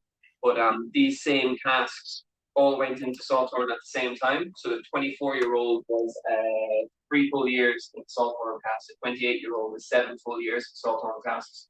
And they're absolutely beautiful. And they're all talking about years. Yeah. Anyway, back to the whiskey. Did I throw you off? So with this one, this is Teeling's Blackpits. Blackpits is named after the region in and around Liberties. They wanted to name it after. So you have the Brabazon series named after one of the buildings that they currently own, and former member of Dublin. Then with the Blackpits, and it's named after an area in Dublin. Currently the Liberties was taken, but yes, you just have to go to the back door. And yeah, just around the corner. Behind the Liberties. Behind the Liberties. Behind the Liberties, yeah. Tongue twister. Yeah, with this one, they wanted to portray that bourbon and Salthorn marriage for Pete again. So a little bit over 3 years old before they let the cask touch Salthorn, and then many months in Salthorn. They're going to, again, this one is released between 3 and 4 years old. As time goes on, very similar to their grain, very similar to the single malt and the small batch, they will allow older malt distillates, older malt matured spirits to go into this, and younger ones to go into this to create profiles. Always going to stay in no age statement until they probably get to around 21 years old. But this is going to stay as an NAS, but over time, they're going to include older stock, younger stock, just to bring whatever it is they want to highlight the Salthorn, highlight the brown. With this one, I really wanted to include it in the lineup because the Salthorn casks themselves, Salthorn casks have always come across to me like you walk into a French patisserie and you have hot buttered croissants, hot chocolate in pan au chocolat, those creamy, hot pastry, baking good spice, baking good freshness. That kind of flavor is usually what I get from Salthorns, especially your Irish and stuff like that. Yeah. With this one, it's gone a little bit different. So if the two of you and everybody else wants to have a nose of the taste, we did a tasting with Omar Fitzel for charity there a couple of months ago, and this was one of the whiskies in the. I think he had 7 different tastings. This is one of the whiskies in a tasting that Robert Caldwell was one of the Zoom spokespeople or ambassador speaking on the night. And he said a specific tasting note that came from Alex Chasko. Everybody was smelling it and tasting it up until then, but it was just like that mic drop. The second he said the words tasting note, nobody could get past it. So I will let you kind of form your own opinions in your own minds. That's why I originally sat down with this, thankfully, before that tasting. We did actually bought the share when it came out initially. Yeah, we did. And, had my own thoughts, had my own kind of opinions on it, really liked it for certain aspects. But as soon as I heard the words he said, it took me a while of smelling it and tasting it to get past that, smell and taste everything else. Yeah, no, personally, when we did the bottle shares, myself, Chris, and yourself, Brian, I had to go back to it 3 times before I actually liked it. Like, first time I tried it, I really didn't like it. Second time I liked it a little bit more, but still didn't hit the right notes. But over time, as I worked with it, it really did open up on me. And I have to say, I was really wrong at the start, the first few times. And yeah, I think that I expected something different because I was constantly trying to compare it to Silkie Dark, which I tried the first time, and it was like another peated whiskey coming out, and I thought it was going to go down the same route, which clearly is not. It's completely different, and I just couldn't get past the fact that I wasn't tasting what I was thinking I was going to taste. And over time, when I got over the fact that it wasn't what I was presumably wanted to taste, what I was tasting. So yeah, it was a bit of a surprise for me initially, but yeah, it grew on me substantially over time, I have to say. So yeah, sometimes you're tasting whiskies, you think that the first time you taste it, oh, this is what it is, and it's not going to change. Yeah. But as you progress and your palate kind of changes, it's even a time of the day, what you've eaten over the course of the day, or what you drank, your perception will change. And I can honestly say that that's probably one of the best examples I can see that whiskey completely changed on me and being completely different over time. So yeah, I would find this one very. I said it before. I reviewed this one. Well, I drank it before. I wouldn't say it was a review, but if I was to define this whiskey in one, I would say it is the perfect type of peated whiskey for well, at the time, because I hadn't tried many peated whiskeys, but for an entry level to get your beak wet in peated whiskey. It's not overly peated. It's kind of more smoked, I always found.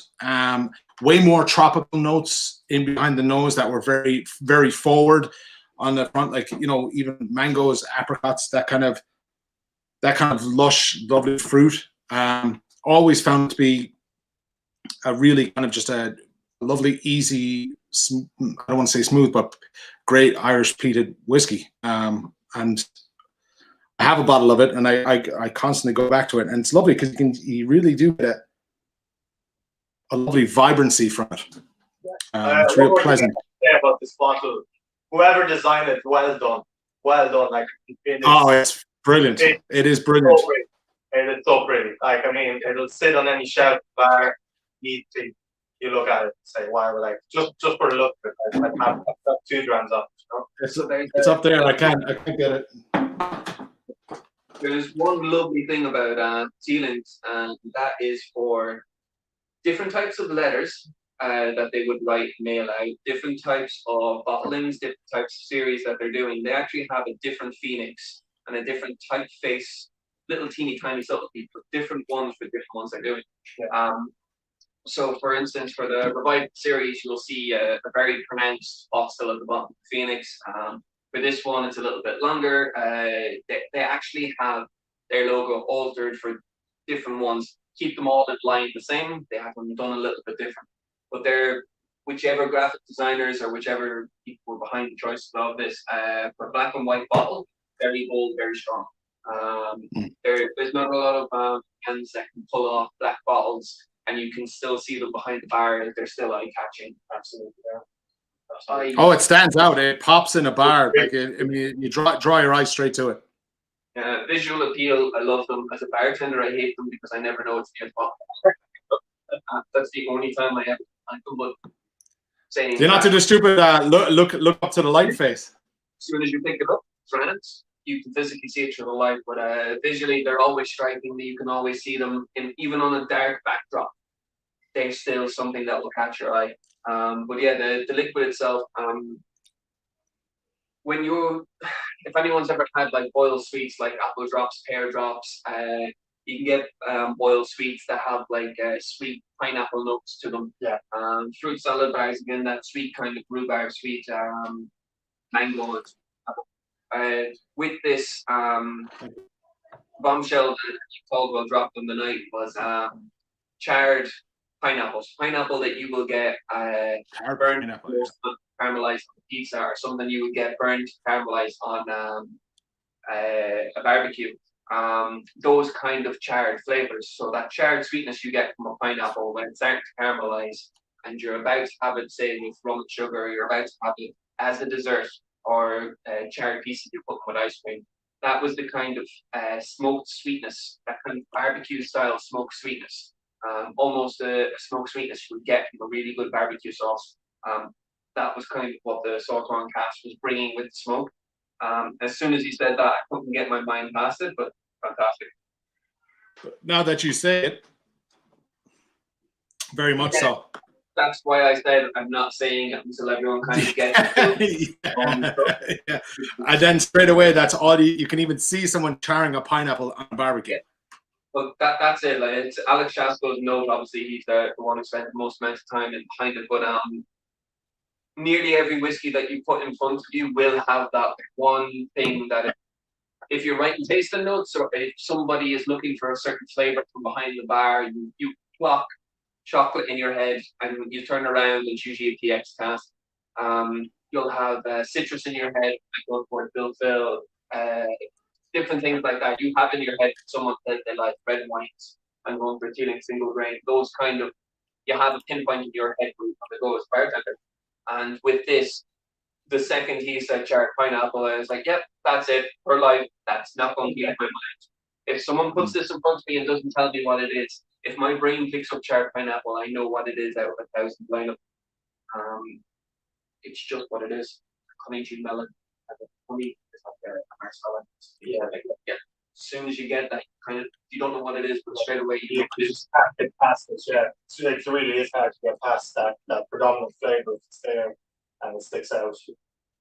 That's probably one of the best examples that it really is hard to get over that charred pineapple, as you were saying. Yeah, that's a beautiful dram. I really like. I really enjoyed that. And it brings Sauternes casks to a completely different level. Like there's a few different whiskies you can try with Sauternes casks that have no peated influence, and that candied sweetness, pastry, buttery kind of notes that come forward are very distinct. This peat characteristic brings it in a completely different way. It brings you towards that barbecue, it brings you towards kind of charred fruit, and it really does help open it up. But that simply comes down to the peat influence itself. That aspect that they have in there is what changes it. Again, triple distillation, so you're cutting your ppms by 2/3, and you're still able to have a very heavy distillate, very heavy fermentation, and then by the time it comes out of the distillate, it has enough characteristics in the malt itself, so that when it gets the cask aging, it can really amplify what's in the background, and it doesn't mean that it's peat. And then a while later, I pick up something, everything is carried forward. And peat, again, we're 6 in and you're still able to say that peat is a longevity, it's layers, it's peat and apples, peat and pears. Smoke this, caramelize that, burnt sugar this, in a different way. And it makes these things not scary anymore. There's the dark Silkie had a small bit of that kind of saline, sea salt aspect to it. Not iodine or medicinal, but that kind of salt appeal. Like if you've ever bought salted caramel, salted caramel. If you ever bought almost a salted caramel, and if you buy chocolate with sea salt in it, that kind of amplifies salty but sweet, salty but savory but sweet. That kind of amplified notes to it. So like none of these are very medicinal, none of these are very iodine, none of these are by the sea salt, sea air kind of influences to peat, which is very interesting. What's the ABV on this one, Chris? 46. 46. The and Teeling don't go below 46 for any of their releases. It's either 46 cask strength, generally speaking, when it comes to Teeling. 46 means you don't have to, it's non-chill filter, you don't have to chill filter it, it's just their statement. They've done it from day one. Even their small batch and their cheapest whiskies are still at 46 to deliver enough flavour to carry across whatever finishes they go for. Like Teelings have always sat at that bridge where people don't know what to think about them because there literally is a library full of flavours and categories and varieties. They really don't mind experimenting. Yes, as well. So they have over 100 casks laid down at any given time. Just for small batch, single malts and pastos. So the cats were crazy. Like the last one was the Brazilian Andrea. Yeah. They have brilliant foresight when it comes to it because they know that in the Netherlands they drink Geneva, so they'll do a juniper forward finish.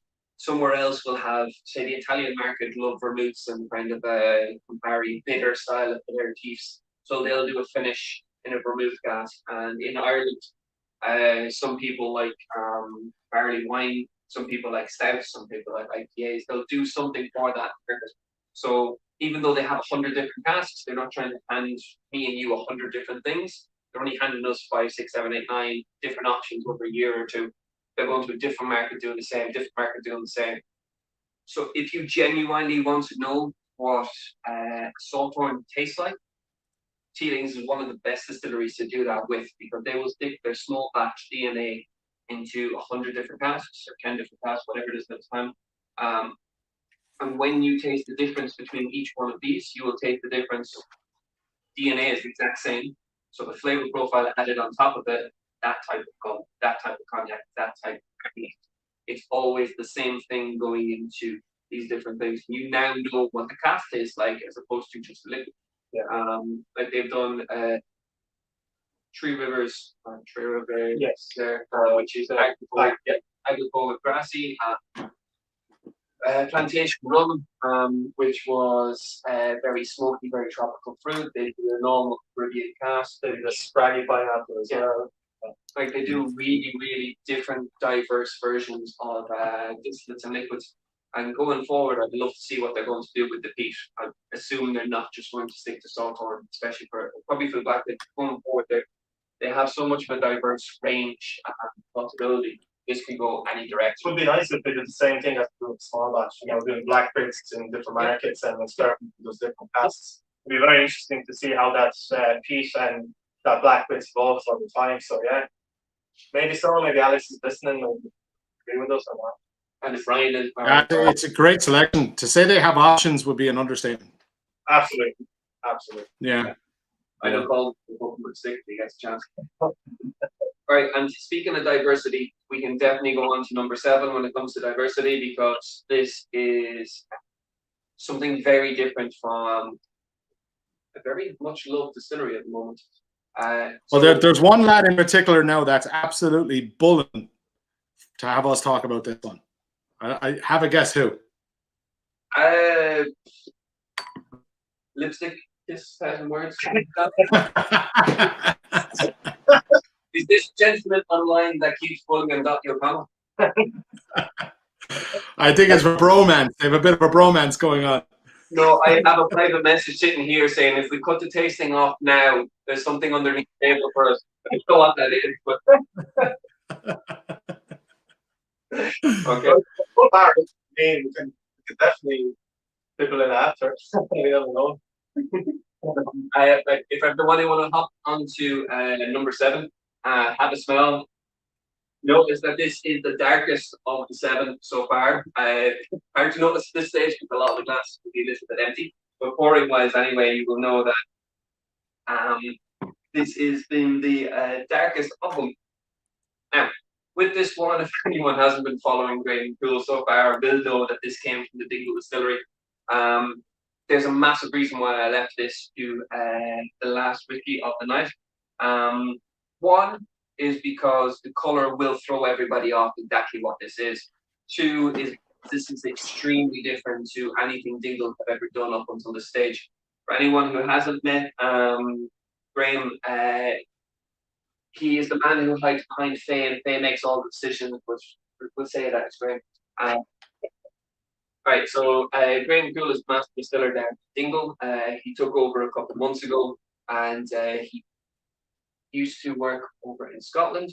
And when he came across Ireland, for a distiller to give his personality across on whiskies, he'll have to put his own implements in, own regimes in, twists in, cash choices, etc. And he has certainly made his presence known when it comes to blend number 5, or batch number 5 of Dingle Malt, and this specific whiskey that's laid down. So, yeah, left it to the color end. is incredible, isn't it? Yes. So, color itself and the nose itself, very sweet. Yes, I was just about to say. This is the definition of the sweet side of smoke, even coming after a salt orange cask, it just amplifies how much sweetness has gone into this. Now, this is actually only 8 months old. This is 8 months. 8 months. So this was laid down by Graham Cool in 25-litre firkin casks. Firkin casks, because they're so small, again, just like the Killowen, it's accelerated aging. It's adding liquid to wood ratio and just increasing and pumping up the wood content, so wood, the connection between the wood and the liquid itself, and just binding it, the flavors together very quickly. Firkin cask, again, when you're charring a firkin cask, it's a lot more charred exposure to the wood itself, or from the wood itself to the liquid. So you get a lot more caramelization, you get a lot more filtration, you get a lot more exposure for liquid to go in and out in a very short space of time. Now, graciously, I tried this at 6 months old. That was from Dave Cummins, and I had snozzed it and I had tried it before he had said 6 months. Now, the peat is unbelievably evident. It's in around 65% ABV at the moment. After it went into craft. Say that again. How much? 65-ish. This is the highest out of everything we've tried so far, so hence we have to go last, because we don't want the height of this percentage to alter the flavor profile of the next whiskey we tried. So leaving it last. Graham will tell you we saved the best for last, but that's the cocktail. Whoops. All right. With this one, again, you get a lot of sweetness off the bat. Yeah. Sweet chocolate, sweet spice, sweet, everything is sweet. If you have a fruit, it's very sweet. It's almost caramelized sweet. Now, we had said earlier on, cotton candy, this is more like you've actually finished making your caramel. You've almost browned the butter and burnt it to caramelize it. You actually have your sugar in there. You've almost burnt your sugar again to caramelize it. And it's that really high intensity sweets. The vanilla in here is almost already in a creme brulee. Your sugar burnt on top. Each one of the notes that you get is the sweet version of that note. In saying that, the taste profile itself isn't full of sugar. It's not so unbelievably cloying or sweet or anything like that. It's very balanced. It's unbelievably balanced, even though the percentage is very, very high. It's unbelievably balanced for 8 months old. It is sweet. It does have a great element of sweetness to it. It is beautiful. Really is. Very, it was a high ABV. There's a lot of spice with it, but that is a tremendous peated whiskey. Firkins that we've tasted today, both Killowen and Dingle, are very surprising, I have to say, because it really does speed up that maturation process. Like, just looking at the color is absolutely, I'm blown away by the fact that this does not taste like an 8-month-old or a 6-month-old distillate. So not even close. No way. Not close. Not even close. Graham's just after confirming there. It's 64.2%. And this is double distilled. So they're using the initial wok fill, they're skipping the intermediate still, and they're going straight into the spirit still. It's double distilled, but it's very long distillation. Pull forward your esters, pull forward everything. The ppm's in and around 25 coming up. So the fermentation itself, your ppm's are between 40 and 50. Coming up from a double, it'll be 20 ppm's, 25, and in around that direction. So from a ppm level, you're actually not too far away from nearly everything that's come before you. But the firkin casks themselves have added so much sweetness, almost like smelling maple candy. They've added a lot of sweetness to the nose. Now the palate itself, granted, it has sweetness to it, but it's creamy sweet. It's coating the outside of your mouth. It's not cloying. It's just enough to give you a flavor and give you a flavor, give you a flavor. It's not so dominant that you can't get past. You can still pick out the fruits. You can still. It's actually got a good amount of spice for something so young. The peat aspect is a lot more dominating than anything we've had beforehand, but I'll just simply put that down to the age itself. Once this hits 3 to 5 years, the peat will have calmed down. A lot more malt influence will come forward. that sweetness will stay there, but they've actually now have the liquid in bourbon cask, PX cask, a few other different types. So the firkin cask is to initially accelerate the sweetness, accelerate the aging itself, and then you move it into your next style of cask. And that next style of cask, mellow it out, then add whatever that cask.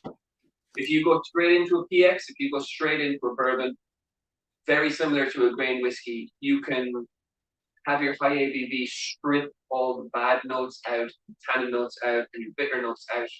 Whereas having this much sweetness going in, you're going to add sweet to sweet, and if it does bitter, it comes down a level, it just mellows out, it becomes just a little more rounded off, a little bit more approachable, and it's a fantastic thing to do. Hopping away from whiskey for a split second, the lads in Killowen did a fantastic version of this with their dark rum. I was just going to say there's a hint of what it would remind me of is the Killowen dark rum release is that kind of demerara sugar nearly very much so actually. Yeah, that actually comes down to the firkin casks before they went into PX and before they went in that really Cabernet Sauvignon tap. Having that rounded maple candy, honey, really demerara, burnt sugar, that real big appeal from the firkins before you go into PX, which is very dry, tannic, and loaded dark fruits, and then your Cabernet Sauvignon cask, which is fresh berries, but because they extra char the cask and scrape them back, you get almost like a burnt coulis kind of a taste to them. And once you bring them all together, you get multiple dimensions of flavors, multiple different layers, which are obviously going to be fantastic. But very similar to this, you can see where they're going with the firkin casks before it goes into that PX, before it goes into that bourbon.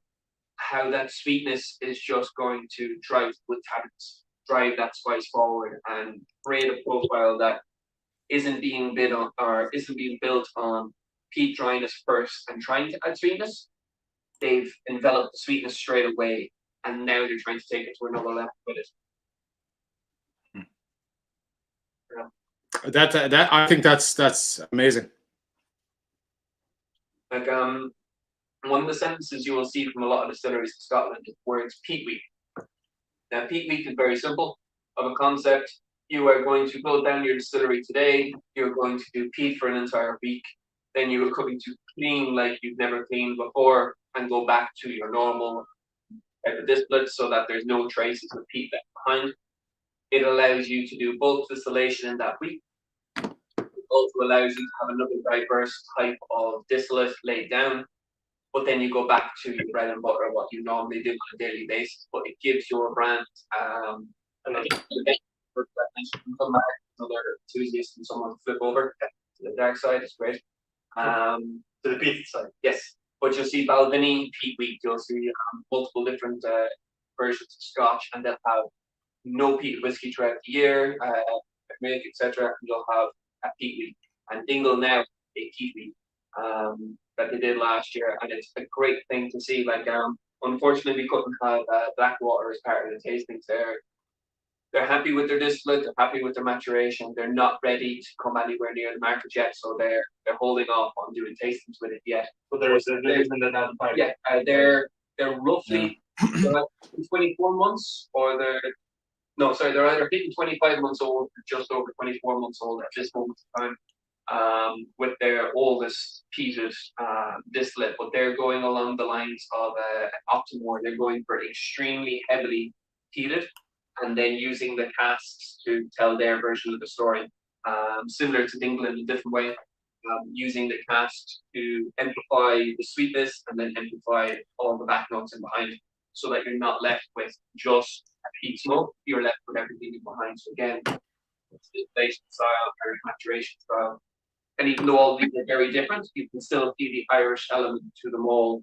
We still treat peat as longevity, we still treat it as an aspect, we don't treat it as dominance. Everything else still gets a chance to shine. Do you know what's actually incredible? Is if anybody does have any left in their glasses, you know, I just barely a mouthful in each one, and you go back down the line from our Dingle and straight back to the dark Silkie. The similarities are obviously all there because you know, peated whiskey, but the differences in each example is incredible. I mean, and you know, you're really like in the kind of more tropical fruit kind of finished whiskeys, you're getting a lot more. You could really pick out the fruits and the vibrancy and the brightness, and you're starting to get a lot more. Then when you go back to the Killowen peated, then it's you know, it's the complexity of it. I find it hard to pick out one in particular, but one note in particular. But it's lovely. It's incredible. It would be a hard choice between the 7 that we faced today to pick a winner. If I'm honest, I'd have a great difficulty. I have 7 of them lined up on bar, and I have to choose one. I'll be there for a while. You literally have 7 occasions in front of you. So if you're, again, when it comes to MMA fights and stuff like that, if you're sitting down to a long sporting event, if you're at a poker game, if you're just sitting alone by yourself at a fire, whatever it is you're doing, if you're having a drink, you'll go for 1 bottle. If you're trying to spend an hour or 2 over something, a dram, you will go for a different bottle. Each one of these have a characteristic that appeals. So Teelings, for instance, I'm definitely having that next barbecue. Yeah. That's a no-brainer. Yeah. Just find out Complimenting contrast. But each one has their place, and each one, you know, I would personally, I would find it hard to pick out a favorite. I would think that each one of them have, you know, obviously their own characteristics that shine through quite vibrantly, actually, I would say. It would be very hard to pick out a favorite, I think.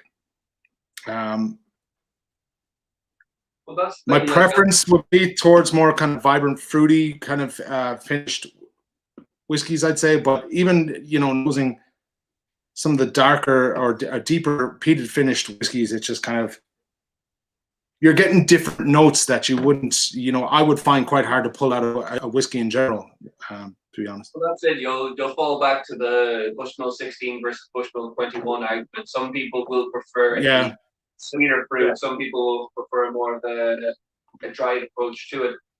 There's loads of different whiskeys in behind fire, again for different occasions, again for different palates, but you can actually genuinely find a reason or a different occasion that each one of these would suit. So in themselves, all crackingly good whiskies. Personally, when I sit down in front of them, I find it very hard to turn around and go favorite because, again, I can look at my barbecue and go, grand, I'm grabbing the Blackpits. Looking at long drink serves, I'd be grabbing the Bill Fill. If I'm looking at a short alcoholic mixed drinks, I'd be looking at the dark Silkie, just to carry it across. And like the pint of the chaser, quite the chaser, but if I was having to decide a coffee, it depends on which one you're going for. But each one of them is so uniquely different that they're coming down the choice market as opposed to, like, it'll come down to price point, it'll come down to accessibility, it'll come down to if the Dingle, for instance, is a once-off, it'll be a must-have. If it's something that is done, it's only being done once a year, so you will have year on year different variations of it. The slightly different as well. The Bill Fill batches, each one of the batches will taste a little bit different. So if you're an enthusiast and you want to try between, you'll find your favorite and you'll try and get as much of that. The Hinch itself, they're trying to do the same profile the whole way through. If you're a fan of that, you will end up picking it up all the time.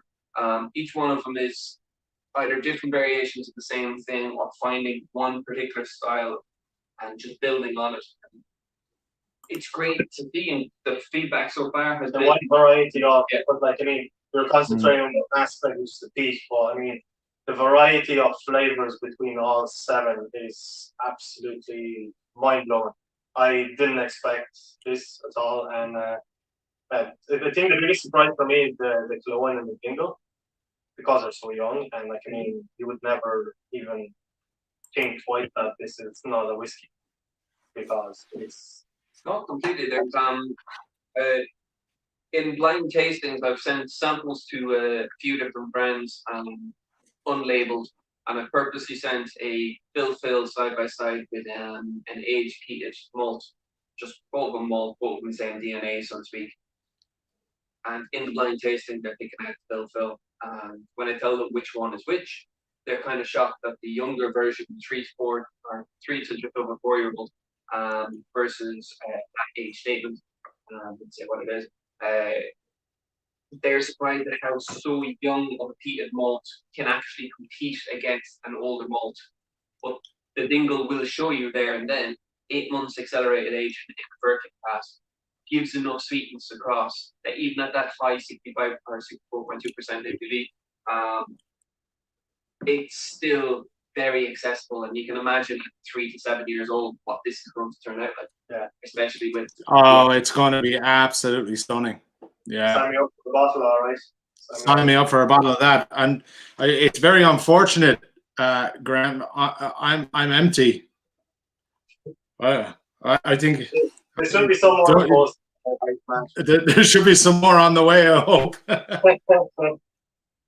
That's really good, though. Yeah, it's exciting. It's an exciting thing to see for the Irish peated category. And it was Deirdre Byrne that said it. It's great to see where this is going, the direction that this is going in, because it's there's going to be a very bright future for Irish peated whiskey. And you know what else? Actually, I was a little bit taken back by tonight was the amount of lads that have tuned into this that obviously got the samples off you, Chris, and have always been hesitant with peated whiskey. And for years, I genuinely thought it was just me that, because I had a bad experience with it, and that was it. I was wrote off because of that experience. But then seeing it tonight and how many people are actually not necessarily had a bad experience with it, but would have been hesitant to step in that direction of trying and getting into and learning more about peated whiskey. It's incredible. And it just goes to show there's a lot of chatter there. You guys, you're sitting too far away from the phone to be able to see it, obviously, but there's a lot of people there very. Oh, you had the phone. Okay, you're all right. You can see it. But there is a lot of people very impressed with, the peated whiskey in the Irish whiskey category, so subcategory of that and where it's going. It's very exciting. Well, that's it. Like to put 7 things together from. If you were to include, the only reason I didn't include Connemara in this is simply because everyone already knows, whether they taste it or not, everyone already has formed an opinion over Connemara. The 12-year-old fantastic, 22-year-old is stunning, and they've done 19-year-old Pinot sherry finishes, and they've loads of different they have loads of different finishes, loads of different styles that are very, very accessible and good. The reason why I picked the 7 that are here is majority of them are new to the market the last 2 years. They're ones that you would have seen on social media, seen other people drinking, maybe on the back bar, not approached because of the word peat. I just want to be sure, as a style, as opposed to brands themselves, how many different directions each one of them have actually brought this in. Again, no 2 side by side are the exact same. Even though a lot of them came from Great Northern Distillery, as distillates, the brand themselves made choices and brought them in different directions completely. You would never guess that, let's say, we're comparing 3 from GND, that we're tasting here, 4. You would never pick up that the juices actually come from the same distillery, because they're on the spectrum of flavors, they're so completely different. That's what we used to say, like 10 years ago when we first opened up the Dillon, the question was always, does it say double distilled or triple distilled, aka is it Cooley or Bushmills?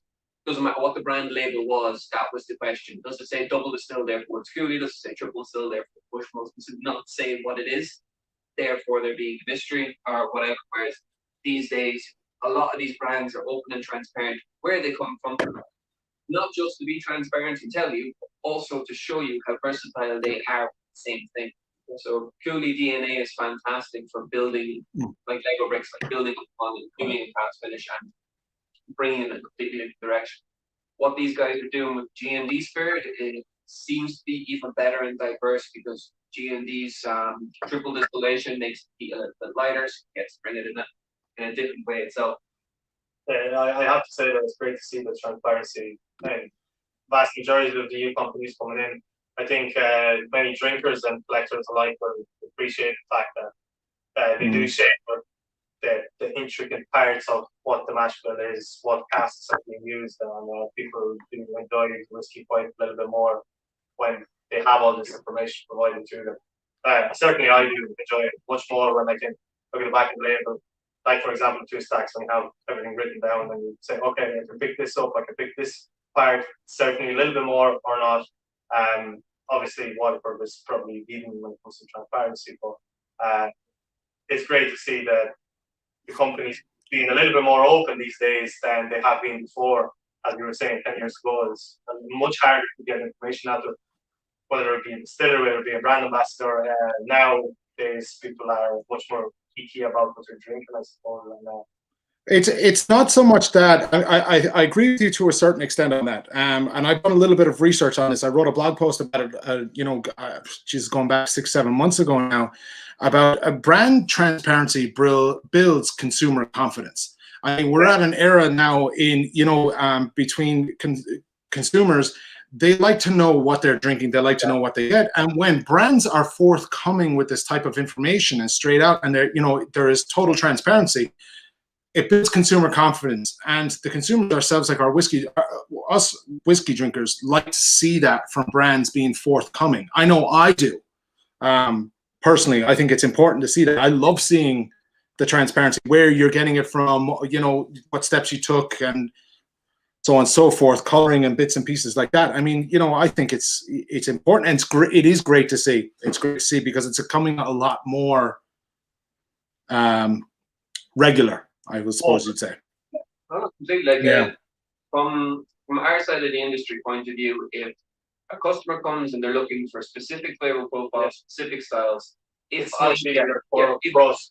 we know where something comes from, it's not a hidden secret that I'm trying to find out. It's more along the lines of I'm trying to actually help sell whatever it is or pair whatever it is with a specific drink. If I know that it's a Cooley, for instance, double distilled malt, then I know that it's going to be citrus and more pears than apples. It's going to be more white pepper than black pepper. If I know that's G&D, I'm going to have more of a citrus led. I know that if it's Bushmills, it's going to be more apple led and kind of malt. When a person in our side of the industry knows this, we can help the consumer a lot more. So that side of transparency is fantastic. The next thing is actually physically picking out, like tasting notes are done from cask strength the whole way down to 20-odd%. You taste it at each different layer, and then you put together. So when I say cotton candy sweetness, or if I say a specific type of biscuit, you might get that at 28%. You might get that at 52%, but it's not a cask strength you're drinking. So what the distiller or the blenders do when you're doing the tasting notes, they pick out every characteristic, but that mightn't be whatever it is you're physically able to get. But when I know that it's oatmeal stout, and I now know what to pair it with, because I don't just hear stout, I know it's an oatmeal stout. When I hear that there is double distilled in it as opposed to triple distilled or combinations, the fruit might make more sense in my head, the spice make more sense in my head, and I'll actually be able to say it's not the Sawthorn cask that I really liked. That helped, but it was the bourbon, or it's the oatmeal stout that really helped. That's the reason why I like it, as opposed to just moving on to the next. And talking about moving on to the next, everybody wants to grab a glass, grab some ice if you have here. Nobody's allowed to travel more than 5 kilometers for ice. Bring your Nordics.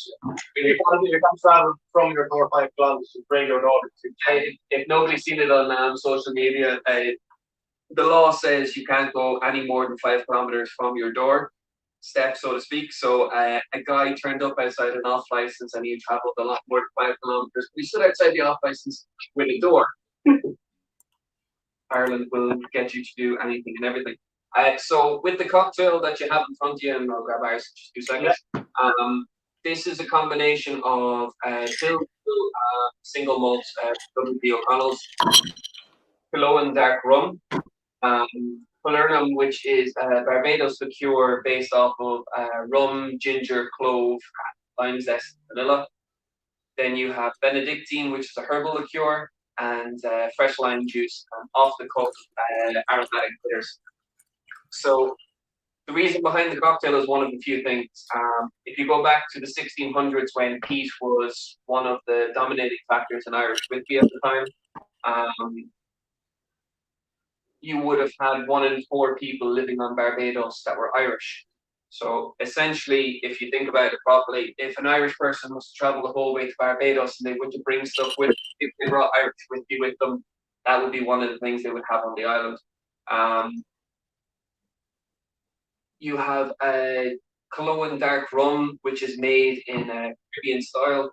They have, as we've said before, the firkin casks, the Chirs Hennessy casks, and PX casks for maturation. But they're using open top fermenters, so the natural yeast from the environment can help. They're using dark molasses, and they're using old style flame fed stills. They're using thumper stills, which is like 2.5 times distillation. They're doing very, very good old traditional techniques with it.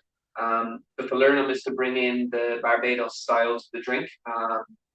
The drink itself has no sugar in it whatsoever. So the falernum is liqueur, that's your sugar base. The Benedictine is sugar again. The fresh lime juice is in there. It's the world's smallest bit of citric acid simply because it's being sent. If anybody has the world's smallest bit of separation in the cocktail, teeny tiny shake before you pour it over ice. That's simply because we had -1 to -5 degree weather. That's just a transportation thing, it's just the aesthetic.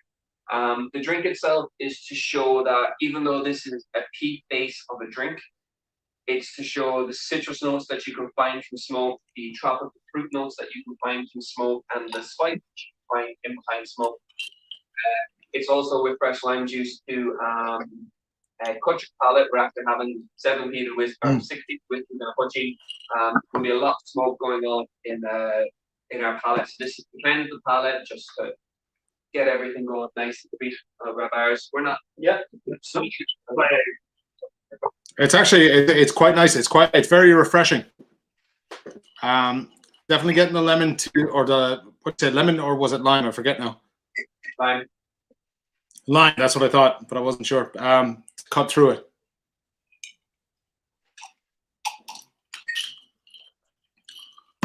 That's really good. One, maybe it's I've been drinking a bar. It's really. Yeah. So yes, actually, Mr. Murphy, Kevin. So with the cocktail itself, it's again to show, even though peat is the dominating factor in this, it's to show enough sweetness, enough citrus, and enough bitterness and spice behind it to show that this doesn't have to be I'm tasting peat and then, like the whiskies and everything else, which is barely a subtlety in the background. It's to show with the falernum, your clove spice and your pineapple coming through, then you're going to have the Benedictine bringing your floral aspects to the peat coming through. You're going to have the rum pulling forward, malt itself, the malt biscuit sweetness coming forward. It's just to break apart your senses over the last 7 and to show that even though peat is the dominating factor in the build itself, it's not the dominating flavor. Everything else gets a chance to come in. Peated whiskey in Ireland and in Scotland hasn't actually grown as a dominating cocktail or mixed drink factor for quite some time. Even with Scottish whiskies, it usually is 40, 50, 60 mils of a blend and 5 mils max of a peated float on top for you to get that smoky aspect. To have a single malt peated dominating factor usually means, like, when you dilute down peat, you actually over amplify the smoke itself. So when you dilute down a peated Scotch whiskey, you're actually releasing all the phenols, phenol compounds, and you're raising them to the top, and they actually dominate the profile. To counteract this, the rum has enough sweetness in itself and underlying cuts. You can do the same thing with cognac. It will pull forward the malt as opposed to pulling forward the peat itself. And the reason for the liqueurs, other than adding different flavor compounds, is the liqueurs themselves are not sugar. There's sugar in them, but they're not genuine sugar, which means they're going to pull forward flavors. If you were to use demerara or honey in this, you would actually be masking a lot of the malt, and the peat would become again a dominating factor. Flair Ireland, did you make it yourself or Chirs. I contemplated making it with the Killowen dark rum. I was thinking I was just trying to get if you actually make it yourself, because I had the times to make the pures like that. You know, I was just wondering. No, I was thinking of doing it, but at the time, vanilla pods were sold out, and It's hard to get slow plus the way no doubt you again anyone with a bartender background you can make learn it from scratch if someone nearby doesn't have it, especially the clone is actually a high enough percentage, that's a fantastic base for it. Will help pull through the flavors themselves. This is called Sliabh corn and oil. Sliabh is the reason in behind the bill fill. Sliabh is actually a tool, it's a turf cutting tool. And that's the reason why Dottie didn't call this bill fill. His family used to sell Sliabhs, and that was the turf cutting tool. So that's the reason why he wanted he used it. Just because that's an old tradition of his family, it's an old traditional tool that's rarely ever used these days. Turf, and then this was how he wanted to bring it forward. So again, Barbados, 1 in 4 people on the island was Irish at the time. Hopefully they would have brought across Irish whiskey, which means you'll end up with something along the lines of this. And the original version of a corn and oil was cognac for Ireland only. 40 odd years later, they brought in Barbados rum, fresh lime juice, and Ireland. That's how they were balancing it out. And that's the drink we have today. It would traditionally be Barbados rum, fresh lime juice, Ireland. Very rarely would ever use sugar and bitters. The stickers that everyone would have got would have been Whiskey Chaser, obviously, which is Brian, Bottle View, which is Adrian himself. And Off the Cup. Off the Cup is a lovely gentleman that I work with at the moment called Jared Cup, and he makes Irish bitters. So if you want to bring any Irish flavors to your cocktails, this is what we're doing with this. We're pairing the aromatics in Off the Cup, aromatic bitters with the Killowen dark rum and the bill fill itself, because Angostura bitters brings too much clove and cinnamon to the party, and Peychaud is just bringing too much kind of dry and cherry to the party. So this is this was that intermediate. It would like salt and pepper in soup. It would highlight the ingredients that you were using, but it wouldn't over dominate any aspect of the flavors. So we're really working behind it. To that, I'll say Sláinte. Thank you very much, everyone. Cheers, lads.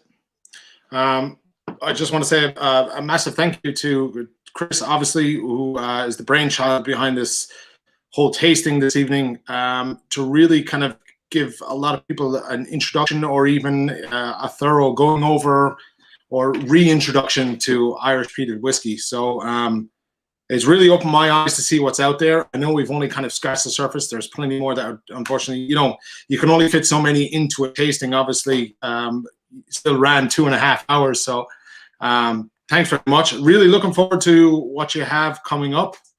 If you have something coming up, that is. There's 1 or 2 down the pipeline now, right? Myself and Chris are working on one taste in particular at the moment, and then I'm working on one myself.